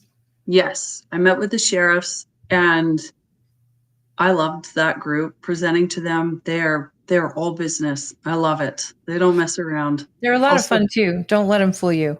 They're so fun. They know how to have fun. What else? I love how many belt buckles and cowboy hats were there. That's what I grew up with. My dad had a whole Stetson collection and a lot of cowboy boots. I rode horses and spent my summers wandering around throwing things into ditches. So I have a particular affinity for rural Utah and our sheriffs. And then I have actually worked with law enforcement on cases. So part of my job at the Attorney General's office and now is to work with the Department of Corrections and Utah Highway Patrol. I have a lot of respect for the people who are doing that work. And again, that goes to who's in the weeds and who's actually doing the heavy lift. It's not the politicians. It's the people in the offices. It's the correction officers. It's our highway patrolmen who are engaging some really hard work. I love what they do, and they need to know that they can rely on their Attorney General. Right. I want to show up for them every day. I want to be present for them. I want to defend them. I want to work collaboratively with our sheriffs and our chiefs and our prosecutors across the state. I want to be a partner to our county attorneys because they're doing amazing work, and they deserve to have the support of the state as they take on big, heavy cases. Right now, like in Salt Lake County, and some judges are actually not letting you prosecute, and cases are getting just kind of thrown out, and mental illness cases where, oh, we can't, I mean, I'm speaking from personal experience. They can't even charge a person. And once they do get that person, they let them out on their own recognizances when it's obvious this person is a problem for society. And as an AG, like, how can you affect the actual, I mean, there's an urgency to stop this. We need to hold people accountable, and they need to be arrested and tried and put in prison if that's where they belong, because it feels like there's a revolving door happening in some counties, and people are getting let out or not even being prosecuted at all. And where you get, I know law enforcement officers who have spent so much time, energy to build a case, only to have it just, the prosecutor's ready to go and a judge is like, nah, or the prosecutor's like, no. And so all these hardworking men and women are just sitting there going, well, there goes the neighborhood, because these guys are just going to get out, or these girls. And one of our deputies is from Tooele County is commenting in here, and he says, cartels are happening in Utah. They are. And this is an AG's office issue. Yes. But I'm wondering, what can you do from the AG's office to maybe go after some of these elected prosecutors in counties, Simgil, that are doing nothing? Or maybe they'll go after hardcore a police officer, but they won't go after the Summer of Love rioters who cause damage and fear into the public. Like, he's very selective. It feels like it's been weaponized. The DOJ has been weaponized. A lot of our local cities have prosecutors that have been weaponized. As the Attorney General, would you be able to go after district attorneys? Would you be able to enforce over them? Because what I understand is different levels work its way up through city, then district, then state. But for victims, can you reach down and help on lower levels when victims aren't getting aid from their district attorney? Yeah, I have heard this complaint specifically about Salt Lake County, where the police departments don't feel like the cases are getting prosecuted that should be prosecuted. And we need to evaluate that. We need to make sure that justice is being applied equally, because these new criminal justice policies and picking and choosing who we're going after, it's not creating confidence. What it's creating is a sense that there's two different sets of rules, those for one group and a different one for the other group. And when we do that, when we lose confidence in our criminal justice system, when we lose confidence in our elected officials, when we lose confidence in our institutions, we're all in trouble. It's a good thing none of us know anything about losing confidence in any of those departments. Anyway, sorry I interrupted you. No, we have to regain the trust and confidence of, like, we as the Attorney General's office, we in the law enforcement community, we need people to know, to believe, to see, and because they're not going to believe us if they can't see if they can't see actions, that the law applies to everybody equally. Equal justice under the law. That's how it has to be. And if you did a bad thing, it should be prosecuted. We also need to push back on some of these criminal justice reforms. We have experimented with it, kind of trying to be soft on crime approach, and it's not working. It's not working. It breeds more crime. It breeds more crime, and we have seen that play out over and over. And so we have to make sure that we're tough on crime. Now, we have to do it. We should do it in a kind and compassionate way. But putting people back out into our communities that shouldn't be there, that are violent offenders, that have sold fentanyl to our children, they don't belong back in our communities. It's not safe. And getting back to the core values of equal justice under the law and also being tough on crime is where we need to go. And Rachel, the same Fred Swain has mentioned, child sex offenders get light sentences and they're in and out of jail with new victims each time. This is what my question is. And please educate me, because as the top cop, that's how I picture this job. You are overseeing law enforcement and you are overseeing the prosecution, and then you are overseeing all the rights and options for the citizen. So you're fighting for the citizen, you're fighting for the law enforcement side, and your whole job is to be a servant of the people. And so it's against when a police officer can't get a sex offender in jail because they keep getting out. And that's a problem in the prosecutor's office.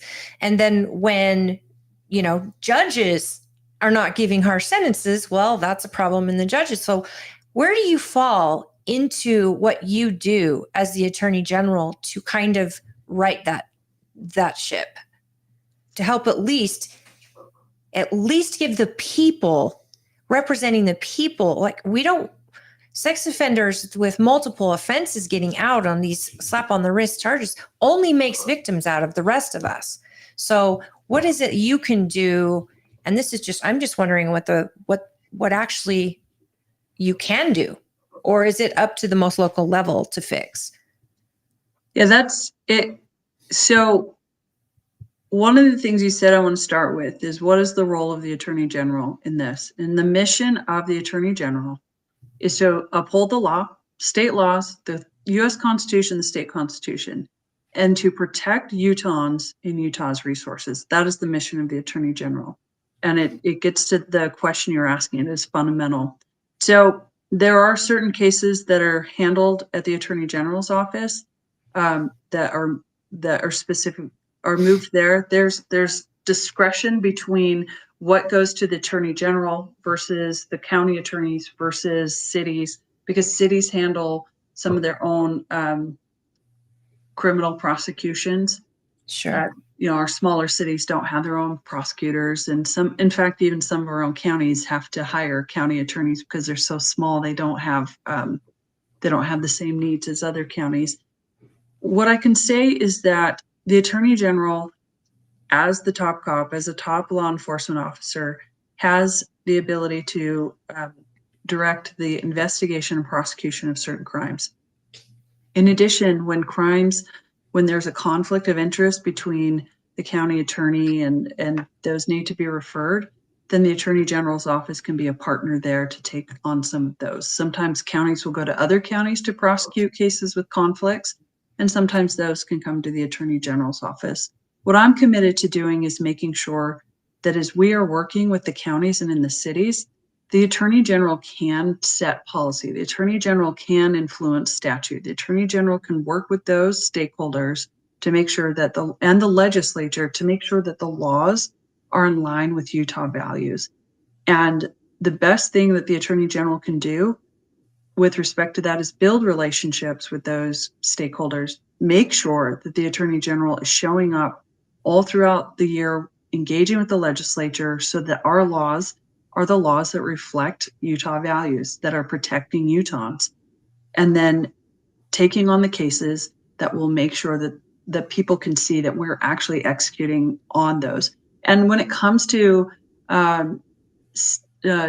those who abuse children, those are the highest, in my opinion, those should be the harshest punishments, because when those adults abuse kids, they end up often becoming abusers themselves. And so there's no rehabbing. There's no rehabbing. They've not had successful rehab of sexual offenders that actually hurt children. It's like, you've got to they can't see the light of day. I'm sorry, but there's no sending them to rehab and they're going to not do it again. There's got to be stiffer penalties for those people, because they commit it and then they end up creating some of the same. So it's horrible. Thank you for that. I know that I have had the privilege of being at the AG's office on many occasions. I absolutely adore the people in the office. They work so hard and they are tireless. And I know a lot of them they don't get a lot of limelight, but they are pretty incredible people.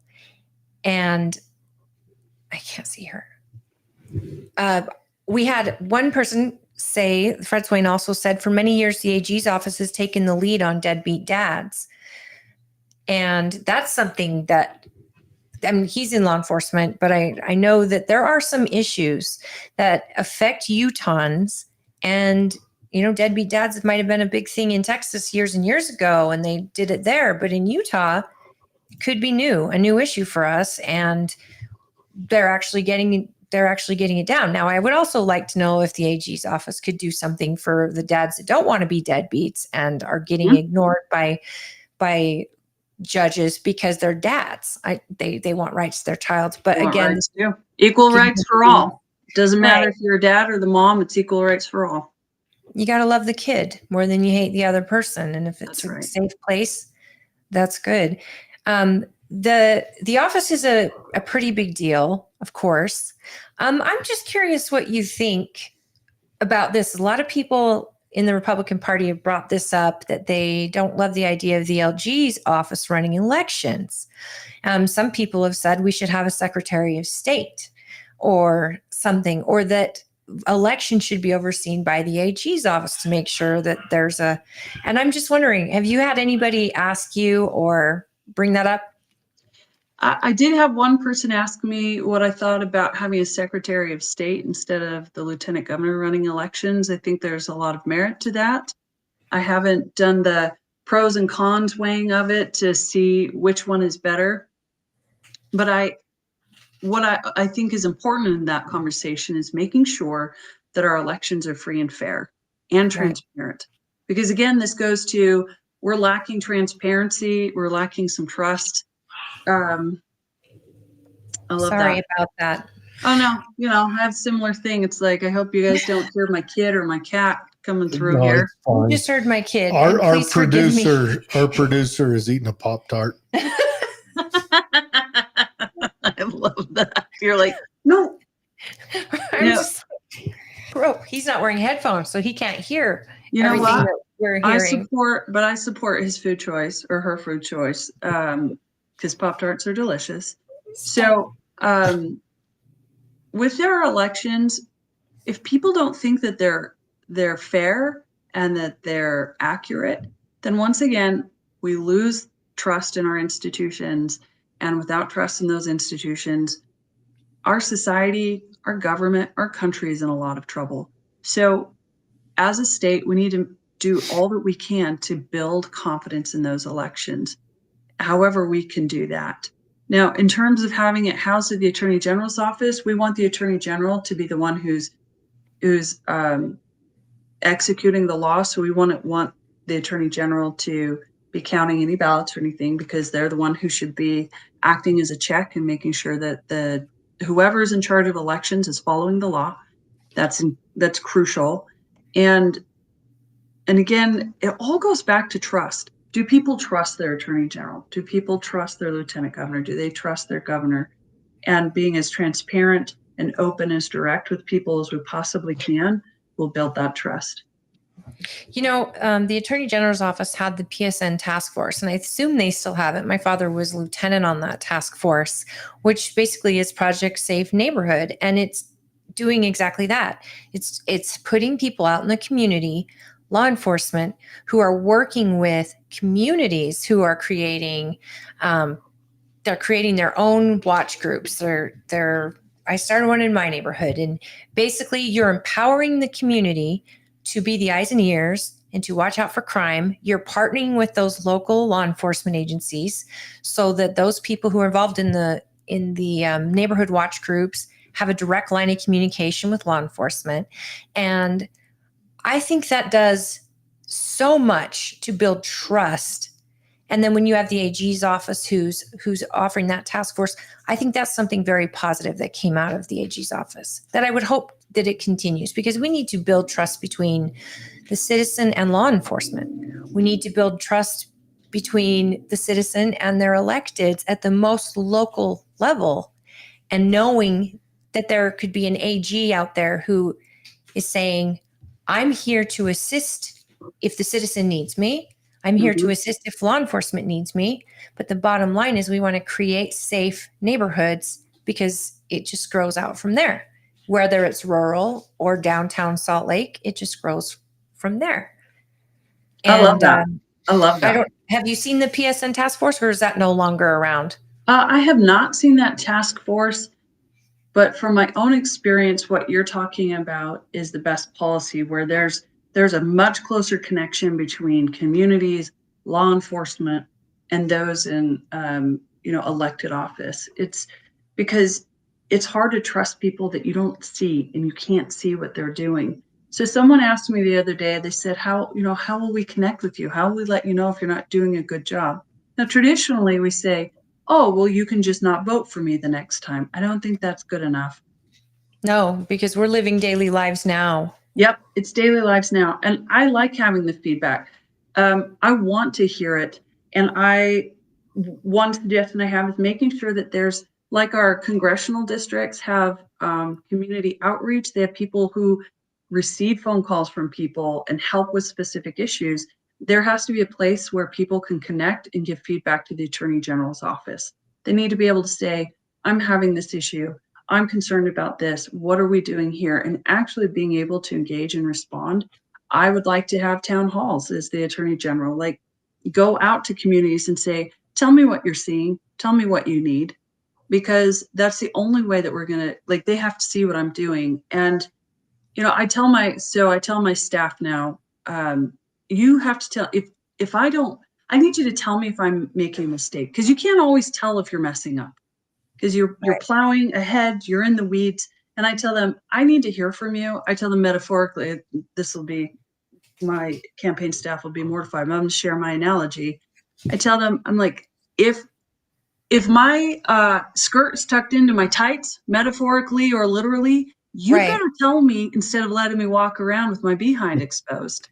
Because it is an embarrassment to not only the office, but the state. And with nowadays, it could go viral, whatever you're doing. And then you're going to get attention that you never wanted. And it actually eliminates the good you're doing just by the potential embarrassment. I have to say, please sign me up first.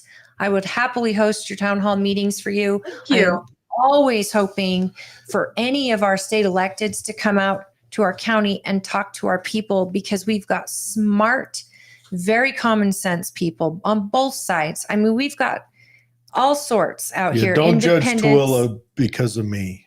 Just our independents. We have tons of independents. We've got Democrats, Republicans, constitutionalists. We've got them here, and they're so engaged, and it reflects in how well our county's doing. But I know that our sheriff's hands get tied sometimes. I know that our county prosecutors' hands are tied. And if there's a way, I mean, mental health right now is a huge issue. And counties can't afford, one, to house them or to help them, or two, we can't build mental health facilities. There's not enough funding. And so we have to kind of look at the state maybe getting on board with it. And then they're told, well, the state will fund such and such. And then if they change and legislature changes, they can't. You're tying the hands of all these different, now maybe Salt Lake City can handle it, but a county like ours may not. And yet it doesn't make the need any less for criminals who might have mental health issues. So there's got to be some policy or something that you, as an attorney general, are sitting down with the Sheriff's Association, the Fraternal Order of Police, local county elected prosecutors, and mayors or county councils, sheriffs, though, for sure. For sure. Yes. That we can create something, because you're the one that's going to go to the legislature and say, look, somebody put a bill in here that accommodates the rural communities that do not have mental health for these, because we don't want to throw people in jail when we have maybe a potential to put them in a hospital. It's a better use of money and safer for the community.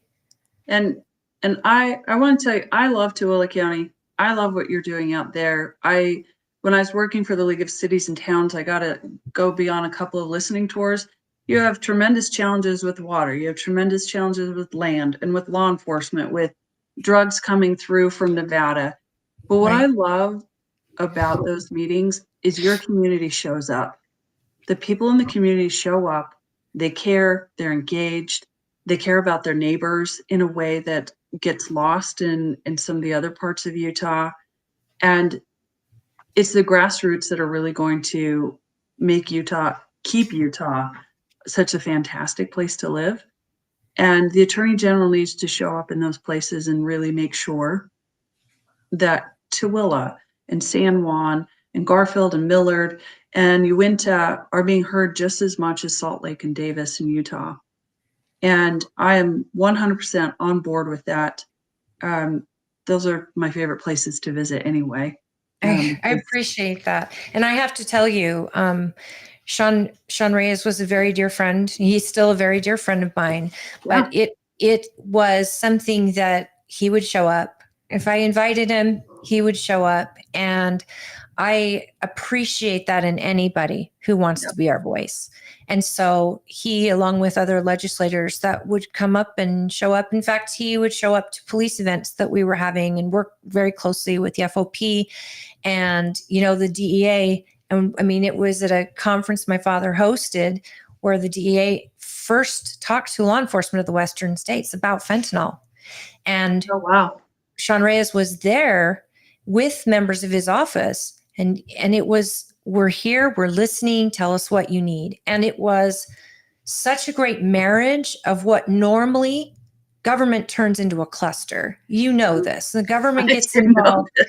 So not only are you part of the government, but you're also part of law enforcement, where law enforcement shouldn't make mistakes, at least if they can help it. And so to marriage that office, it's got to be one of the toughest things. And to be there for the people, be there for the law enforcement is the people. They are the thin blue line that protects us from evil. But the office has to work with everyone. And so what do you, I love that you want to do town halls. And so does one of our commenters who says, town halls, how refreshing. Mm-hmm. And sorry, they also ask, who do you believe is your greatest opponent in this current race, if you believe you have a greatest opponent? There's not one candidate that I said that would say this is my biggest opponent, because what I've learned from the conventions is that you can't discount anybody. And I am not doing the signature path. Two of them, there's two other candidates who are doing, and one candidate who's getting signatures. Derek Brown's getting signatures. And he so, is? Yeah. The former chair of the state Republican Party is getting signatures. Yes, he checked the box. Okay. Well, if you've seen the show before, as a party chair, I do not exist without the county caucus convention system. I believe in it fully. And I truly appreciate anyone who believes in the delegates and who trusts them to decide. If you can get their vote, then you get on that ballot for the primary in a way that signatures don't. And that is, you actually have to sit down and talk to people and tell them why you're the right person for the job. I did not know that. I should have looked that up. Okay. You wanted to, you have to click on the website and look at the boxes. I've been a precinct chair and vice chair. I've been on the state central committee. I've helped organize the Davis conventions, the state conventions. I know how much work it takes, and it is thankless and invisible, and it is a lot. There's a lot of feelings people have when they come into when they get involved in the party. And I used to not know quite how to manage that, but I love it now, because I love that the people, they're showing up. They're actually showing up. They're willing to do the work. I see the convention as a hiring committee. So, when you go to hire someone, and you don't usually elect your attorney to represent your company or whatever, but this is how we're hiring our attorney general. And to be clear, I think the attorney general should always be an elected position. There should always be a little bit of space between the AG, the governor, and the legislature, because that's how the attorney general can provide the best advice, is by being able checks and balances, right? Checks and balances. So I see this convention as the hiring committee. We've identified who we want to sit on that hiring committee. Just like when I hire employees, we create a committee. We decide who's on it. They vet the person. They look at their resume. They sit down and they interview them. And then they say, this is who we recommend, because that's their job. And the delegates who are coming to convention, they're my hiring committee. if I get on that stage and if after all those phone calls, they don't think that I'm the right person for the job, then I shouldn't get it. I should go back to what I was doing, and I love what I'm doing. So I'd be perfectly happy to go Yeah, you're back. probably making more money. You can claim your hours. You can work around it. Wow, you're crazy enough to throw your name in the race. You know what? I'm going to say it again, and I've said it on the show.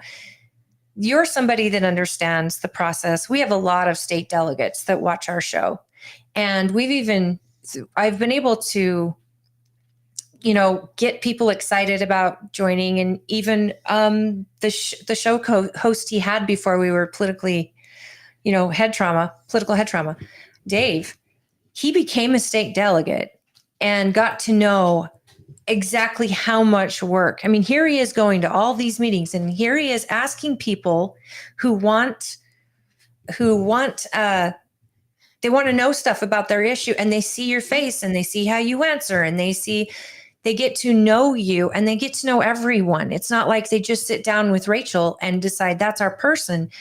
No. And they're the closest thing you have to knowing what a small group of people in a county actually believe, because I think they really represent the voices, at least publicly. I can't tell them how they vote, at convention, that's all on them. But for a really good delegate to do their job, they have met every candidate.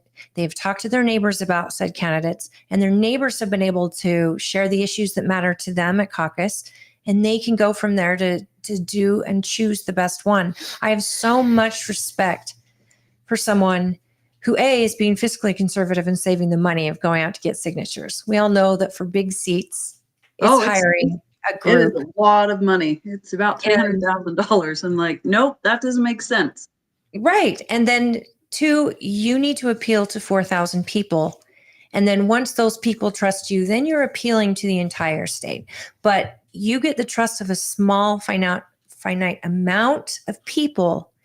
But those people know the job they're supposed to do, and they represent these clusters of their precincts.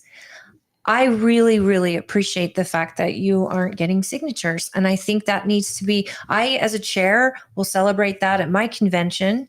I will discuss it at my Lincoln Day. I think that it's highly important, I agree. especially for a Republican, because the dual path is and to be fair, most of us were advised when the dual path started, to give our candidates the best option to do both. Right.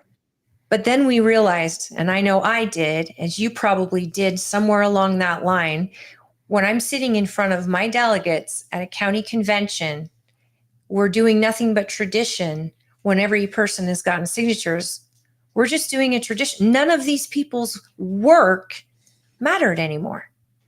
And to me, that broke my heart. And most of those signatures are gathered along the Wasatch Front. And so everywhere outside of that gets neglected. Right. You don't see people going door to door in Tooele County. We're too far apart. And I do love that about the convention system. Again, having organized the last 2 Davis County conventions, that was a ton of work. It is a ton of work to get people to come to caucus and run that. So, and then it's a ton of work to run a convention, and it's a ton of work to be a delegate. I hope I don't scare off any people. It's like, it is work. And I'm telling everyone everywhere, I'm like, you should go to your caucus. Even if you don't want to be a delegate, that's okay. Go to your caucus, because you'll get to decide the kind of person who is going to go to the convention. When you don't show up, you don't get a complaint. It's like, if you didn't help make the dinner, you don't get a complaint about the dinner. Like, I'm sorry. You've got to show up. And that's something that I've been committed to doing in the party, serving on the state central committee, helping organize conventions. Organizing the state convention was such a massive undertaking. Did you work with Sean Milne on that? Yes, he's awesome. He's a very dear friend of mine, and he somehow gets voluntold to do it. And yet he's the first person to say, I've got the best people helping me. Because, I mean, he did it for COVID, last minute, or with under Carson Jorgensen, when they had all planned to go one place and everything changed, and then the whole committee had to change. And it just, again, sometimes it's the same people that show up, Yep. but you know in your heart that those people have people behind them that trust them to represent. And, to me, it's so important. I feel so blessed to be the party chair of a county that trusts me enough. But at the same time, I'm only as good as the precinct chairs and vice chairs that show up for central committee, and especially for those delegates who do the work, because it's a passion for me. But I appreciate the fact that you're absolutely right. Those who show up, they're the ones who will get things done. They're the ones who will give us bad leadership, but at least they're trying. The people that don't show up are just, they'll take what they get, right? Get what you get. Don't throw a fit. Now, Holly, I've really appreciated, as I've talked to people from Tooele County and elsewhere, they've specifically said to Tooele, like, that your voice matters because they trust you, that they listen to you and they trust you. And it's because you show up, and you, like, that's half the battle, is showing up and caring. And again, that just goes to kind of beating the drum on, we've got to show up. We've got to be transparent in how we're doing things so that the trust continues. Because without the trust, it doesn't matter how good I am at legal work. It doesn't matter how much I can talk to you about Title IX or Section 1983 lawsuits or state lands. It doesn't matter. If you don't trust me, then no matter what I do, I'm not going to be supporting this nation and this state. So it is my style to be transparent, direct with people. I accept that I may not represent everyone's views, but I want to at least explain to them who I am and why I think the way I do. And again, when I go to convention, if that group of delegates says, you aren't for us, we're not going to recommend you for the next, step of this interview process, I'll say, I get that. Like, I'll be sad, but that is fair. I saw something about the mentally ill and places for them in prison. Yes. So Big deal. Our deputy, do you want to read this one? He says there are hardly any state hospital beds for Tooele to send people to. It takes a district court judge to order after several months of pushing. Then it takes months to get an open bed. We used to have an insane asylum. Is that the proper language still? I think it's called the loony state bin hospital now. Oh yeah, state hospital. I'm sorry. In the US, but they mostly got closed. Those closings pushed the mentally ill onto the street and into jail. Mm-hmm. That is true. That's 100%. That was a long process to close them. It's state behavioral health hospitals. So we can't call them loony bins. We can't call them pillow walls. We can't call them what? Our call screener, Dwayne, says that she knows the party caucus system works, and it was a delegate is a big deal. You know how it works, and he says, "Thank you, Rachel." Yes. Oh, well, thank you. It is a big deal. Everyone. That is a lot of time and commitment. A lot of Saturdays that are used for that. To address the mental health issue has become even a bigger issue now because we have more people struggling with mental health now, and more drugs. And drugs. I think they're all different drugs. And so I've had I've toured the prisons before, Gunnison, Draper, and the new one. And there are a lot of people who are there because a lot of people there for mental health reasons. And there's some people who really do belong in a prison with mental health issues because of the severe safety risks that they pose to themselves and others. And that's the only place that they're going to be able to be kept where we're not putting other people at risk. Mm-hmm. But there's so many others who are not in that position, and we just don't have the resources for them. So they're right. They're going back onto the streets. They're being released back to their homes because we don't have the resources. And this is a place where the state has got to spend a lot of time and a lot of money. We've got a lot of needs in the state, and we know that the budget is getting tighter this year and probably next. but good mental health infrastructure is going to pay dividends over time because of the pressure that people with poor mental health is creating. People going into our schools, people going to work environments where they're harming others because they're not well. This has to be a community-based solution too. What will make sense in Tooele might not make sense in Davis County. I know in Washington County, they've opened a receiving center, which helps law enforcement deal with people who are in a crisis state, because a deputy, shouldn't have to navigate dealing with a person who's having a massive mental break. They need to have a resource to go to, but that receiving center is supporting a lot of areas, and so that means you have to drive far away. So making these resources accessible and closer to our communities is really important. And again, that's an issue that the Attorney General can and should lead out on, because it impacts our law enforcement, it impacts our officers, it impacts our community, it impacts our prosecutors, it impacts our schools, it impacts everybody. And now, I will say that the fact that mental health has declined while our social media use has inclined, I don't think is accidental. What? My kids are not allowed to have social media. My Mine daughter neither. asks every week, well, what if I just have just real? And like, in our house, we've made a decision that that's not what we're going to do. I think every parent should get to choose, because they know their kid best.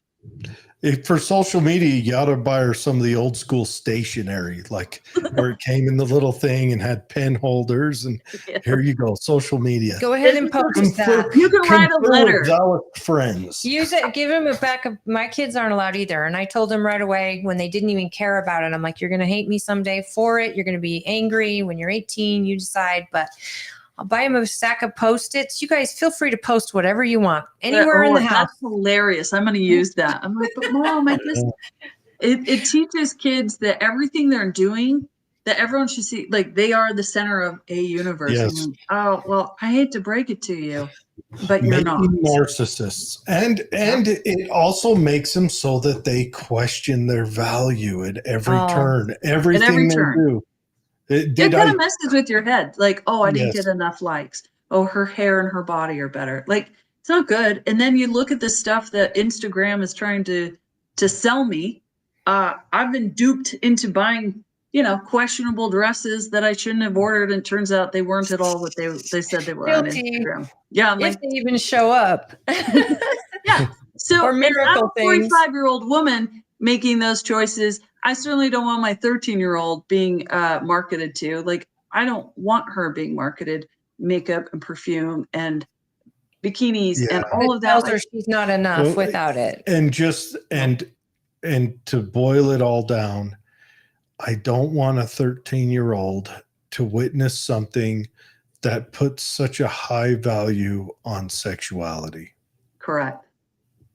I want that 13-year-old to build their value on, I want them to build that foundational value on the type of person they are in real life, how they perform at school, and how they perform in their in-person church, relationships, in their home, and not how do I perform when strangers just look at me.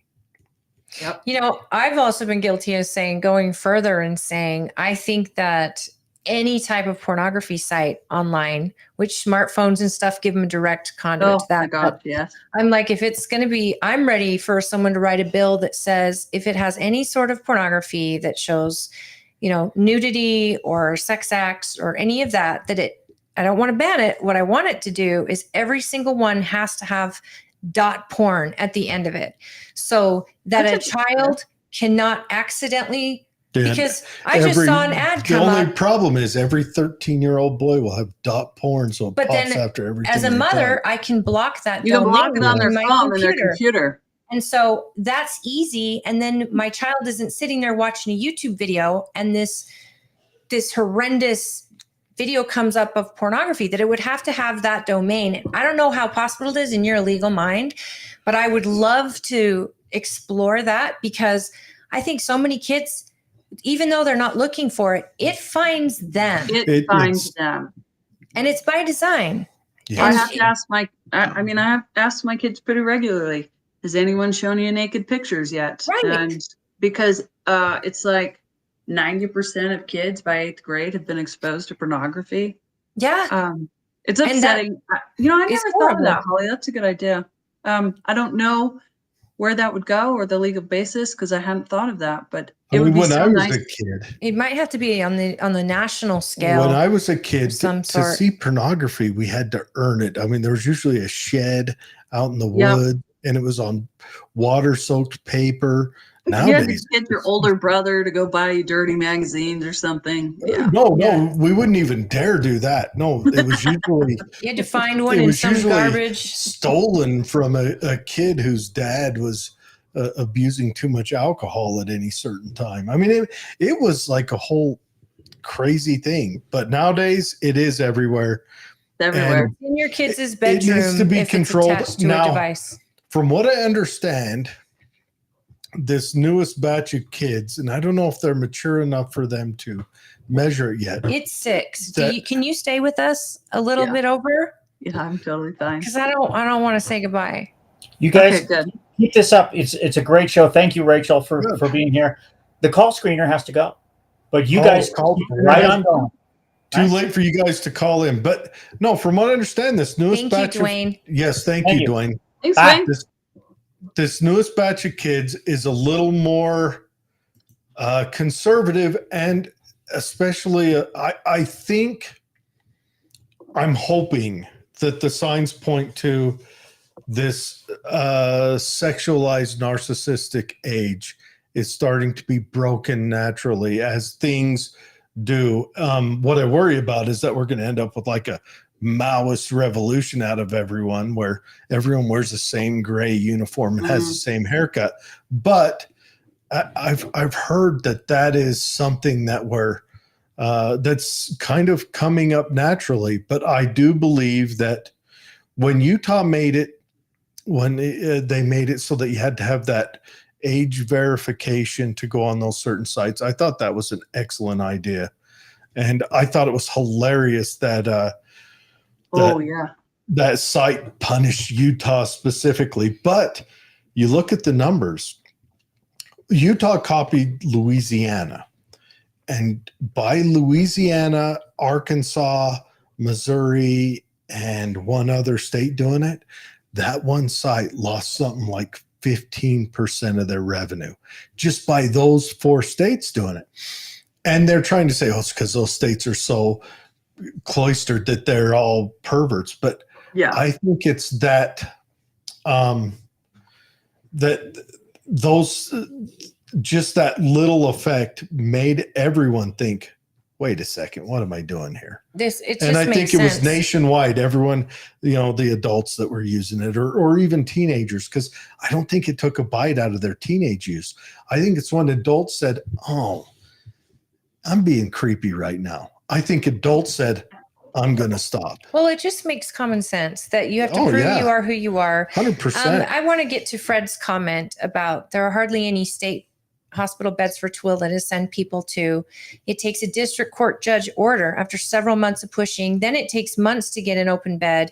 We used to have an insane asylum in the U.S., but they mostly got closed. Those closings pushed the mentally ill onto the streets and into the jails. And I know that from doing town halls out here with our county prosecutor, Scott Broadhead, and our Sheriff Wimmer, that these are real issues. And then from personal experience dealing with someone mentally ill, and I have no relief, no justice to help me as a victim. And the whole time, that all takes money, of course. But we also have to have somebody championing a fix here. And, we hear about all these other bills, and we're worried about the mental health of our children, as we should be. And the mental health of, when you have a bad economy and you have a bad housing crisis, homelessness goes up. And when you have, mental illness going through kids who are struggling with their identities and all of that, they're runaways and things like that. We have to figure out how legally we can help counties and financially smart. I mean, I hear, we hear legislators talk about how much money Utah saved and how much money Utah's earned and the tax cuts.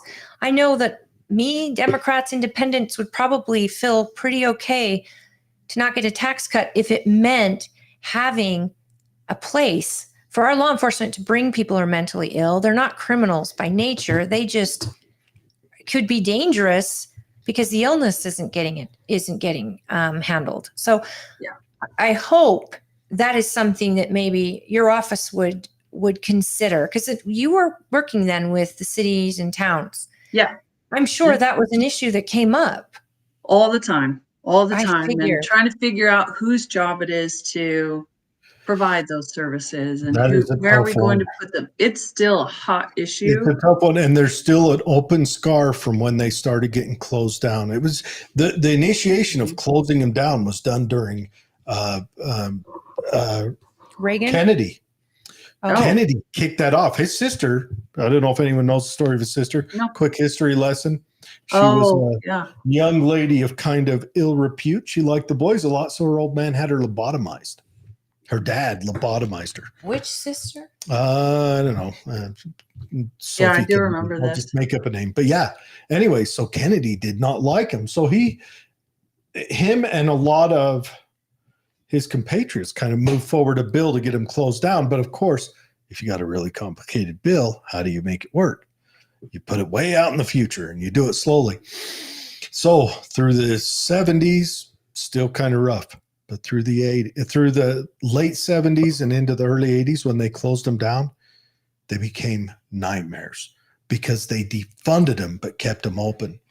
There was one in New York. Nightmares because there was no oversight. And there was one in New York that you can go look up pictures of right now, and it will give you the chills. It looks like a Nazi concentration camp.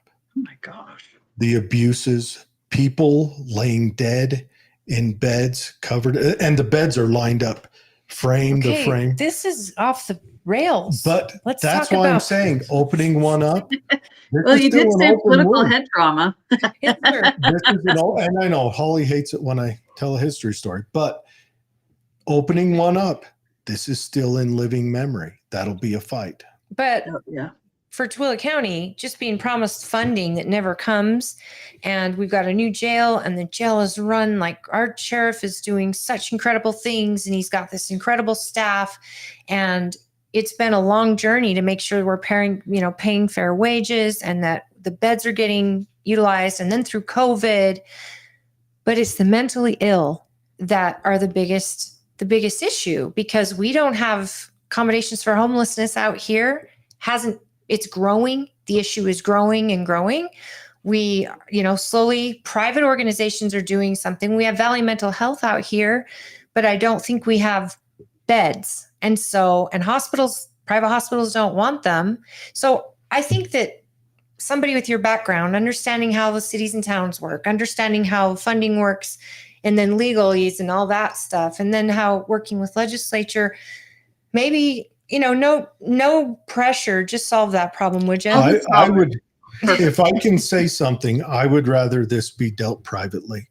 I'd rather it be dealt privately, and I'd rather it be something where maybe a public-private partnership, but we've also got to, the most important thing is we have to have it so we have buy-in and support of the families of the afflicted.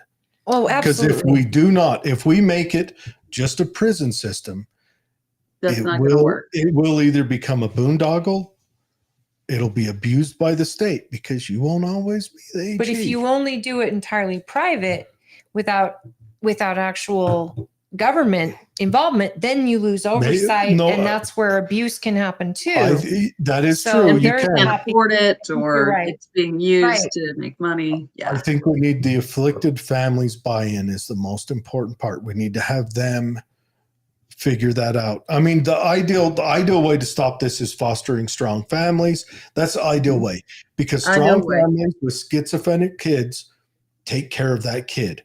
They're the managing system for that kid, even if it's hard on them, whatever, but they become the managing system, and it keeps the kid out of the system. But if we build a mental health institution. One, we're building a complex that we don't know the levels that it's going to be needed. So it might sit empty half the time, or it might be overflow. It's hard where the family's the smallest unit to take care of that. But most of these needs come after this person has broken the law and they've been through law enforcement and they've been through the courts. And that's when these things come into play. Because there's institutions you can take your kids to now, but they're so expensive that you have to have great insurance and all of that. And then even there, you're not guaranteed your kid will be fixed. But then your issue comes is when they've involved law enforcement and all of that. So I'm sorry to get you into the weeds like this, but this is something we've really thought a lot about, especially with the youth and where they're going. I mean, we've got to find a way to help them and also protect society because, you know, we can love them. We can love them so much and we can do everything. But even some kids with schizophrenia become a danger, not only to themselves, but to their own family. To their communities. I know. Schizophrenia is probably the hardest one. Yeah. Most of the time they end up being a victim too. They end up being of a trauma, a horrible victim all the time. So Rachel, tell us your website name so we can show it up there. I've already got it pulled up. Great. So let's it's show it. rachelforutah.com. That's a way people can learn more about me and they can donate. And I am having on February 7th, we're doing a delegate training. We want to make sure that people really understand and feel comfortable coming and participating in the caucus system. And I'll share that link with you so you can share it with your listeners. We'll be doing a caucus training ourselves 2 weeks prior. Oh, perfect. I don't, since I've been chair, I never let petitions in any of our caucus meetings. I think it just, why would you, why would you bring the knife that's going to kill you? But that is so neat. It's so neat that you're doing a caucus training. People, and we keep telling them this with candidates, if you can't afford to give her money, give her your time. Give her your time. And the best thing I can ask from people is go to your caucus, be a state delegate, come get to know me and see if I'm the right person, if I've earned your vote. And that's the thing. I mean, I need money to run my campaign. I had no idea how expensive it is. So that's a fun education. And I've been a public attorney for 10 years. So it's, you know, I am having to rely on others to support me. I cannot self-fund, but people being willing, you know, if they can't donate, being willing to show up to the caucus, being willing to be a state delegate is the best thing that they can do to support me. So I am really grateful that you had me on your show today. This has been a ton of fun. And I am really I'm coming out to the Lincoln Day dinner in Tooele. Fantastic. I'm excited for that. I can't wait for the Tooele convention, but I'm also going to come out before then because I think you have a wonderful county and wonderful communities and want to participate and get to know them. Well, and I'm happy. I'm going to try to get you a meeting where we can get some delegates out. 3 times. I want to get you in front of delegates 3 times. You will be able to speak at county convention. All the candidates will. We want to make sure that the delegates are getting to know our state candidates, even though the county. I wanted to make sure and recognize Heather Lester. She's commented it's one thing. So Heather says working front lines with resources and homelessness and housing in conjunction with mental health. It's so huge. And Fred, our deputy from corrections, and he said, when I started working in the jail, I had no idea how much of my job would involve bodily fluids from the mentally that's a real thing. It's a real thing. Bless Heather you, Fred. Yeah. Heather says it's one thing to have a place, and it's another thing to actually have the triage that determines if they meet that standard of care to where they qualify under the rule that says mentally incapacitated or mentally ill. That's the disconnect. And mental, Fred says mental illness is an easier challenge than homelessness, even though they're interwoven. Heather is amazing. And like you, she's out and about getting engaged. And so I'm really lucky to have her. Thank you for tuning in, Heather. We'll have you out and great. You know, I'm in touch with your folks. we'd love to have it on the show again. If there's something that you want. This is so fun. This is so fun. I think I've told your people that contact me, but I want to tell you right now, if there's something that you want me to share on the GOP pages, I extend that offer to any of our candidates. I want to be the one who gives people over information. I want you to be so informed in races that you can't stand it. So if you are doing an event nearby, I will advertise events here in the county. But if you're going to be, I know, Davis, you've got 2 Lincoln Day dinners on the same day. Same day. So, but I'm still coming. I'm still coming to Tooele. Well, and we have the best one. I mean, I wish we don't have a lot of venue choices like you do, but ours is still pretty cool. I hear it's awesome. I can't wait. We have, if you have something, if you guys just send me a picture with your text inside on my phone, I can get it up and out and we'll share it here on our show. Our goal here is to educate folks, inspire folks, and empower folks. That's what we want. And I love that you jumped in this race. Thank you. It's awesome and probably terrifying at the same time. Both of those. Very much both of those. Exhausting because you have to campaign to the entire state. Yes. And so grassroots funding, ladies and gentlemen, this is how you get, I mean, I worked it when Mike Lee first ran and raising money for Mike Lee, and people thought, well, they'll never win. Well, the delegates showed him that he did. And a lot of us had to open our wallets and help out and knock on doors. But you have an impact. And if you do choose a candidate, even if it's $20 and a yard sign in your yard, once the candidate's getting some legs, but knocking on doors, calling people you like and that trust you, get behind them, because your time is just as valuable to them, because she's one person. And so people that are working with her then make her able to do far more. That's so right. I appreciate that you put your hat in the ring. I know we could talk about way more. Oh, I could talk with you guys all day long, and eventually you're going to be like, please go away. But I just want to say, this has been so fun. I love that you are providing a platform to share information with people. You're not just sitting in your house, shaking your fist at the TV, and you are getting involved. You're active. You're doing that also. Community. Well, I mean, you do that too. I mean, we all do, right? We just love it. We like to be informed, but we also like to get to know the people. You know, we can watch you on the news or in a commercial, but just having a conversation and asking you questions, you have no idea what they're going to be. And most times neither do we. We just ask. It's a nice way to get to know candidates. And we are growing. We are part of the Main Street Media Utah group, and we are very excited about the reach that we're getting. And so we appreciate you joining us. And her website, again, it's rachelforutah.com. rachelforutah.com. Go on there, research some more if you want to donate, help out, volunteer, give me a call. Find out more. Yeah. My number's on there, so give me a call, and I want to hear what matters to people. I'm spending time. Campaigning feels like me talking a lot, but I really want to hear from people. It's like, what's going on in your community? Yeah. Well, who harvested that antelope up over your shoulder? And I'm glad you called it an antelope, because that's what we call it, but apparently it's a pronghorn. His name is Gonzalez, and my husband shot that. We got a fish. There's a deer. There's an elk. There's a swan. There's a wolverine. They're all in here. There's a buffalo in the entranceway. There's a ton of deer and elk heads in the garage. Love that? Or do you be like, I look at those, my dad used to have a whole room full, and I'm like, dust. There's so much dust. So what we have negotiated is there are places where they can be hung and places they cannot be hung. So that's how we're navigating it.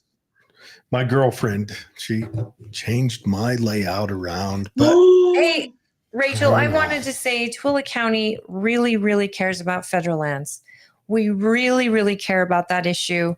And we want to be, I think Utah has the potential to be energy independent if we use our own resources. Yes, but when we do it, when we kick the feds out, let's make sure we still keep public lands write those controls in for hunters like me and your husband. And protect our parks. Because I want to see Kennecott restricted to, you can only fence off what you use. Stop fencing off the top of the ochres, you dirty savages. Yeah. Okay, you are a hunter then. Yes. You and my husband could talk all kinds of public lands and hunting. Yeah, that's what I love, is that the environmentalists don't realize that the best environmentalists are actually the hunters, because they're the ones who are using the land and want to make sure it's kept pristine so that they can go hunting. Yeah. Well, and so that the animals are good and healthy and fed and not starving. And what can you do about our Department of Wildlife, Fish and Game? Can you literally it's 20 after? I know, but can you tell them to quit being retarded? We don't use that. We don't use that word anymore. For them, it applies. No. Okay, Rachel. Now Holly's got to rein you in. I know, but they messed up hunting in this great state. You know what? There's a joke about Utah Fish and Game. You go in and you ask for a camel permit, and they say, "We don't have camel permits." Well, you sell me deer permits, and we don't have those either. Okay, you gonna be okay? No. Do you need a timeout? Maybe. Good Canada almost made it through our whole little interview. We can cut this off in post. Okay. This part off. We'll cut it off in post, but the federal lands happens to be the number one issue that everybody brings up when they're in these meetings: water, resources, things like that. Yep. The rights to water. It's the ability to prosper as a state. And a county. Life, liberty, pursuit of happiness. If we don't have those, then what are we doing? Yep. And your number one job is to protect that. That's right. That's my job. So we'd also like to see you maybe proclaim or get to the bottom of the fact: is Utah a sanctuary state? Are we just a sanctuary city? That's we a are question not a sanctuary state. Some federal entity said, "Oh, they're nice. They're sanctuary." We're like, "No, we're not. We're nice. When we have legal immigrants, we treat them very well. This state is so open and welcoming to refugees that I think, which are brought in legally. And I think there's a misunderstanding that means we don't care about following the laws for immigration. And that's usually what the church is kind of sponsoring refugees over the past. And so there's a sponsor, there's responsibility and accountability, and it's legal method. So, but I think Salt Lake City has said they're a sanctuary city. Because somebody keeps getting it messed up. I would love to see it on the books in writing, whatever it is. So I think that's fair. Well, you I guys can't wait to have you out again, and would love it. I'll solve all the problems. I'll solve. I know. Everyone, Rachel for Utah. Rachel for Utah.com. Also, if you just scroll into the show notes right now, there's a hot link right to it. You can just go click that. It'll take you right there. Have a look. Check her out. Thank you very much. Enjoy your weekend, Rachel. It's been awesome. Thanks for having me. Nice to meet you. Have a good one. Yes. Bye.